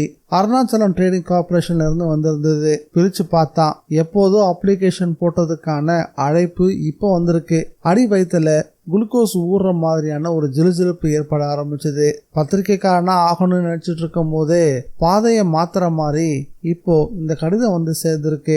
அக்கவுண்ட்ஸ் ஆபீசர் வேலை, சம்பளம், படி, சலுகைகள் எல்லாமே 4 இலக்கத்தை தாண்டி போக ஆரம்பிச்சது. வாழ்க்கையே மாறப்போகுதுன்னு தர்மம் சொன்னதே இதைதானோ மனசுக்குள்ள யோசிச்சான். உள்ள ஒரு கேள்வி காத்துக்கிட்டு இருந்தது. தலையை துவட்டியபடி ரூம்மேட் குமார் உள்ள நுழைஞ்சான். என்ன மாப்பிள்ள, எங்க இருந்து லெட்டர் வந்திருக்கு? அருணாச்சலம் ட்ரேடிங் கார்பரேஷன்ல இருந்து இன்டர்வியூ வந்திருக்கு. வாவ், சூப்பரியா, பெரிய கம்பெனி பாது, டாடா மாருதி மாதிரி பெரிய கம்பெனி. அடி சக்க, உனக்கு மட்டும் இந்த வேலை கிடைச்சிட்டா உன் வாழ்க்கை ரொம்பவே மாறி போயிடும். லோகநாதனும் நான் இதை எதிர்பார்க்கவே இல்லை அப்படின்னு சொன்னா. அதுதான்ப்பா லைஃபு. அப்போ இன்டர்வியூக்கு போன்னு சொல்றியா? அப்போ நீ போகாம இருக்க போறியா? என்ன பைத்தியகாரத்தனமான கேள்வி கேட்கிற? முதல்ல அந்த இன்டர்வியூக்கு போ. ரூம்மேட்டான குமார் ஏதோ அசிரி மாதிரி சொன்னான். இல்ல குமார், எனக்கு குழப்பமா இருக்கு. அமுதம் பத்திரிகைக்கு நான் என்ன பதில் சொல்றதுன்னு தெரியல. அதை தூக்கி தூர போடுப்பா. கதை கட்டுரை எப்ப வேணா எழுதிக்கலாம். ஆனா இந்த மாதிரி இன்டர்வியூலாம் வரும்போது இதை பயன்படுத்திக்கணும். குமார் சொல்லவும் வேலை கிடைக்குமா எனக்கு, சந்தேகத்தோட கேட்டான் லோகநாதன். பாசிட்டிவா இரு லோகு, நீ எப்போ அந்த பத்திரிகை தொழிலுக்கு போனியோ அப்பத்துல இருந்தே சந்தேகம் உன் கூடவே ஒட்டி பிறந்த மாதிரி மாறி போச்சு குமார், இதுதான் சமயம்னு வார்த்தைகள்ல ஒரு இடி இடிச்சான். லோகோவும் இன்டர்வியூக்கு போறதுன்னு தீர்மானம் பண்ணினான். கடை தெரு ரோட்ல கோவில் மாடுகள் மனிதர்களுக்கு சமமா மேஞ்சபடி இருந்துச்சு. ஆட்டோக்கள்லாம் பாம்பு போல வளைஞ்சு நெளிஞ்சு ஓடி ஏகத்துக்கு சந்தடி. அந்த இக்கட்லயும் பிளாட்பாரத்துல 10 ரூபாய்க்கு 3 பொருள்னு பனியன் ஜட்டிகள்லாம் விரிச்சு போட்டு கடைகள் வழியை அடைச்சபடி இருந்துச்சு. பிளாட்பாரத்தை நடக்கிறதுக்கு ரொம்ப சிரமமா இருந்தது. லோகுவும் எரிச்சலோட நடந்து போய்கிட்டு இருந்தான். ஒரு திபேத்திய கைவினை பொருட்கள் வியாபாரியோட கடை லோகுவை வழி மறிச்சது. உலன் சட்டைகள், கம்பளி குழாய்கள், பலவிதமான விளக்குகள், மாடர்ன் சூட்டு, உலோக பொம்மைன்னு ஏகத்துக்கும் பிளாட்பாரத்துல பரவி கடந்துச்சு. ஒரு வினாடி, ஒரே ஒரு வினாடி அதை கவனிச்சவன ஒரு விஷயம் சுண்டி இழுத்துச்சு. தேங்கி நின்னான். அவன் தேங்கி நிக்கிறத அந்த வியாபாரியும் கவனிச்சுட்டான். சாப், என்ன சாப் வேணும்? ஸ்வெட்டர், குல்லா எல்லாமே டெட் சீப் சார், பாருங்க அப்படின்னு தமிழ கடிச்சு மென்னு பேசிக்கிட்டு இருந்தான். லோகு பதில் சொல்லாம வரிசையா ஒவ்வொன்னா பார்த்துக்கிட்டே வந்தான். அந்த விளக்கு ஒரு மூலையில கடந்துச்சு. அதுவும் கைக்கு அடக்கமா இருந்துச்சு. சட்டுன்னு அதை எடுத்த வியாபாரி மலமலன அதோட குழிகளை மூடிக்கிட்டு இருந்த எதிர்களை விரிச்சான். சின்ன விஷயம், ஆனா அதீத வேலைத்திறன் சாப். இந்த விளக்கு புத்த பிட்சுகள்லாம் பயன்படுத்தக்கூடிய ஒரு விளக்கு, நல்லா இருக்கும். ஒரே டைம்ல 8 திரி போட்டு எரிக்கலாம். டெட் சீப் சார், வாங்கிக்கோ அப்படின்னா. விலை எவ்வளவு? லோகநாதன் கேட்கவும், வெறும் 200 ரூபாய் சார். என்னது, வெறும் 200 ரூபாயா? ஆளை விடு. ஓட பார்த்த லோகுவோட தோலை பற்றி இழுத்தான். நீங்க விலை கேளுங்க சார். இல்லையா, எனக்கு ஒத்து வராது. ஆளை விடு. அட சும்மா கேளுங்க சார், 50 ரூபாய்க்கு தருவியா? அவன் உடனே 100 ரூபாய் தாங்க சார். 50 ரூபாய்க்கு மேல ஒரு நயா பைசா தர மாட்டேன். ஒரு 90யாவது கொடுங்க சார். அதான் சொன்னனே, ஒத்து வராது. ஆளை விடு. சாப் சாப். என்ன சாப் புடி கொடுக்காம பேசுறியே? அவன் ஆளை விடுறதா இல்ல. அருணாச்சலம் ட்ரேடிங் கார்பரேஷன் அன்னைக்கு குப்தா வந்திருந்தாரு. தடபுடலான வரவேற்பு, அகமகிழ்ந்து பேசிக்கிட்டு இருந்தாரு. இப்ப நினைச்சாலும் ஒரு கனவு மாதிரி இருக்கு குப்தா. எனக்கு என்ன சொல்றதுன்னே தெரியல. லேவில் லீவ் வான் கூட தனக்கு ஏற்பட்ட அனுபவத்தை அசை போட்டுக்கிட்டு இருந்தாரு அருணாச்சலம். எதுக்கு போனீங்களோ அது முடிஞ்சுதா? குப்தா கேட்டாரு. இல்ல, முடியல. இனிமேதான் முடியணும். ஆனா ஒண்ணு, சதாசிவம் ஒரு பெரிய கிரிமினல். செத்தும் அவன் புத்தி மாறவே இல்லை. அருணாச்சலம் சொல்லவும், எப்படி அப்படின்னு கேட்டாரு குப்தா. என் கேள்விக்கு பதில் சொல்லாம அந்த விளக்கு மூலியமா தன்னோட காரியத்தை சாதிக்க நினைச்சான். அப்போ நீங்க சதாசிவத்தோட ஆவிகிட்ட பேசிட்டீங்கன்னு சொல்லுங்க. ஆமா. அதே சமயம் சந்தேகமாவும் இருக்கு. சந்தேகமா? ஆமா. நான் கண்ணை மூடிக்கிட்டு இருந்த நேரத்துல அந்த பிட்சுவே என்னோட கேள்விக்கு பதில எழுதிருப்பாருன்னு ஒரு சின்ன சந்தேகம். சந்தேகம் உங்களை அங்க போய் விடலையா? குப்தா சிரிச்சாரு. என் காரியம் முழுசா நடக்கலையே. என் பையன் யாரும் தெரியற வரைக்கும் நான் என்னைய கூட சந்தேகப்பட்டுக்கிட்டே தான் இருப்பேன். அருணாச்சலம் சொல்லவும், உங்களெல்லாம் திருத்தவே முடியாதுன்னு குப்தா சிரிச்சுக்கிட்டே சொன்னாரு. அது மட்டும் இல்ல குப்தா, அந்த பிட்சு உயிரோடு இருக்காரா இல்ல உண்மையிலேயே அவர் சொன்னபடி சமாதி ஆயிட்டாரான்னு ஒரு சந்தேகம் கூட எனக்கு இருக்கு. நான் என்னோட பிஏவை கூட அங்க அனுப்பியிருக்கேன். This is too much. நான் நம்பினதால தான் உங்களுக்கே அவரை பத்தி சொன்னேன். சரி, உண்மையே வச்சுப்போமே. அப்போ என் பையன் என்ன பார்க்கணும்ல. நீங்க பாருங்க மிஸ்டர் அருணாச்சலம், இவ்வளவு தூரம் நடந்திருக்கு. இனி நல்லது நடக்காதா என்ன? எல்லாம் நல்லதாவே நடக்கும் பாருங்க. அப்படி நடந்துட்டா நான் ரியலா சொல்றேன், நான் ரொம்ப கொடுத்து வச்சவன். அருணாச்சலம் சொல்லவும், பை த பை, விளக்கோட உங்க பையன் வந்த பிறகு பண்ணி கொடுத்த சத்தியத்தை மட்டும் மீறிடாதீங்க. இந்த மாதிரி விஷயத்துல ரொம்ப ஜாக்கிரதையா இருக்கணும். இல்ல குப்தா, நான் ஒரே ஒரு தடவை மீறுவன்னு மனச நினைச்சுக்கிட்டு தான் சத்தியத்தை பண்ணிருக்கேன். இது அந்த பிட்சுக்கு கூட தெரியாது. அட பாவி மனுஷா, இப்படியா மனசுக்குள்ள ஒரு திட்டம் வச்சிருப்ப? குப்தாவே ஆச்சரியப்பட்டு போனாரு. பின்ன என்ன பண்ண சொல்ற? என் சொத்துக்கு ஆசைப்பட்டு அந்த பிட்சு யாரையாவது விளக்கோட அனுப்பியிருந்தா நான் என்ன பண்றதா? தன்னோட சந்தேகம் என்னன்றத அருணாச்சலம் தெளிவா குப்தா கிட்ட சொல்லிட்டு இருந்தாரு. அதனால என்ன பண்ண போறீங்க? குப்தா கேட்கவும், அதை கொண்டு வந்து என் பையன் என்கிட்ட கொடுத்தானா, இறந்து போன என்னுடைய மனைவியான வனஜாவை அந்த விளக்கு மூலமா கூப்பிட போறேன். அவ வந்து சொல்லட்டும், விளக்கோட வந்திருக்கிறது நம்ம பையன் தானே, அவ்வளவுதான். அப்புறம் அதை நான் நிச்சயம் வேற எப்பவும் எதுக்காகவும் பயன்படுத்தவே மாட்டேன். அருணாச்சலம் சிகரெட்டை புகைச்சபடி சொன்னதுல குப்தா கிட்ட ஏராளமான அதிர்ச்சி. அதே சமயம் GM ஸ்ரீதரன் உள்ள வந்தாரு. என்ன ஸ்ரீதரன் அப்படின்னு கேட்டாரு Arunachalam. Sorry for the interruption sir. இன்டர்வியூக்கு ஒரு 300 சொச்சம் பேர் வந்திருக்காங்க. அவங்கள நமக்கு தேவையான 11 பேரை செலக்ட் பண்ணிட்டோம். அப்பாயின்மெண்ட் ஆர்டரும் ரெடி. அவங்கள நீங்களே பார்த்து ஆர்டர் கொடுத்தா அவங்களும் கொஞ்சம் ரிச்சா ஃபீல் பண்ணுவாங்க சார். வெயிட் பண்ணுங்க, நான் வந்துடுறேன். அருணாச்சலம் குப்தாவை பார்த்தாரு. அப்ப நான் புறப்படுறேன். நல்லது, நானும் எல்லாம் நல்லபடியாக நடந்த பிறகு ஃபோன் பண்றேன், பார்த்து இருங்க. எனக்கு என்னவோ நீங்க ரொம்ப ஜாக்கிரதையாக இருக்கிறது நல்லதுன்னு தோணுது. குப்தா அருணாச்சலத்தை எச்சரிக்கையும் பண்ணாரு. அதுல எப்பவுமே நான் எமன் குப்தா. இது சம்பந்தமா உங்க ஒய்ஃப் கிட்ட நீங்க பேசிட்டீங்களா அருணாச்சலம்? No, never. முதல்ல பையன் வரட்டும். சரி சரி, ஆல் த பெஸ்ட். குப்தா அருணாச்சலத்துக்கிட்ட கையை குலுக்கிட்டு அங்கிருந்து கிளம்பினாரு. அருணாச்சலம் தன்னுடைய அறையிலிருந்து அந்த அலுவலகத்தோடைய கான்ஃபரன்ஸ் ஹால் நோக்கி நடக்க ஆரம்பிச்சாரு. அங்க தேர்வாகி இருந்த எல்லாருமே காத்துக்கிட்டு இருந்தாங்க. அங்க பர்சனல் மேனேஜரும் ஜெனரல் மேனேஜரும் அவர்களுடைய கடின உழைப்பு, கோல், போஸ்ட் இது எல்லாத்த பத்தியும் விவரமா பேசியிருந்த நிலையில அருணாச்சலம் உள்ள நுழைஞ்சாரு. அவர் உள்ள நுழைஞ்சதும் அந்த அறையே நிசப்தமா மாற ஆரம்பிச்சது. தேர்வானவங்க விரைப்பா நின்று வணக்கத்தை செலுத்தினாங்க. அதுல லோகநாதன் இருந்தான். தோல்ல ஒரு ஜோல்னா பை. உள்ள வந்தவரு எல்லாரையும் ஒரு முறை பார்த்துட்டு சிட் டவுன் அப்படின்னு உட்கார சொல்லிட்டு கூர்ந்து பார்த்தாரு. பிறகு பர்சனல் மேனேஜர் ஆர்டர் பேப்பர்களை தரவும் வரிசையை தந்து கை குலுக்கினாரு.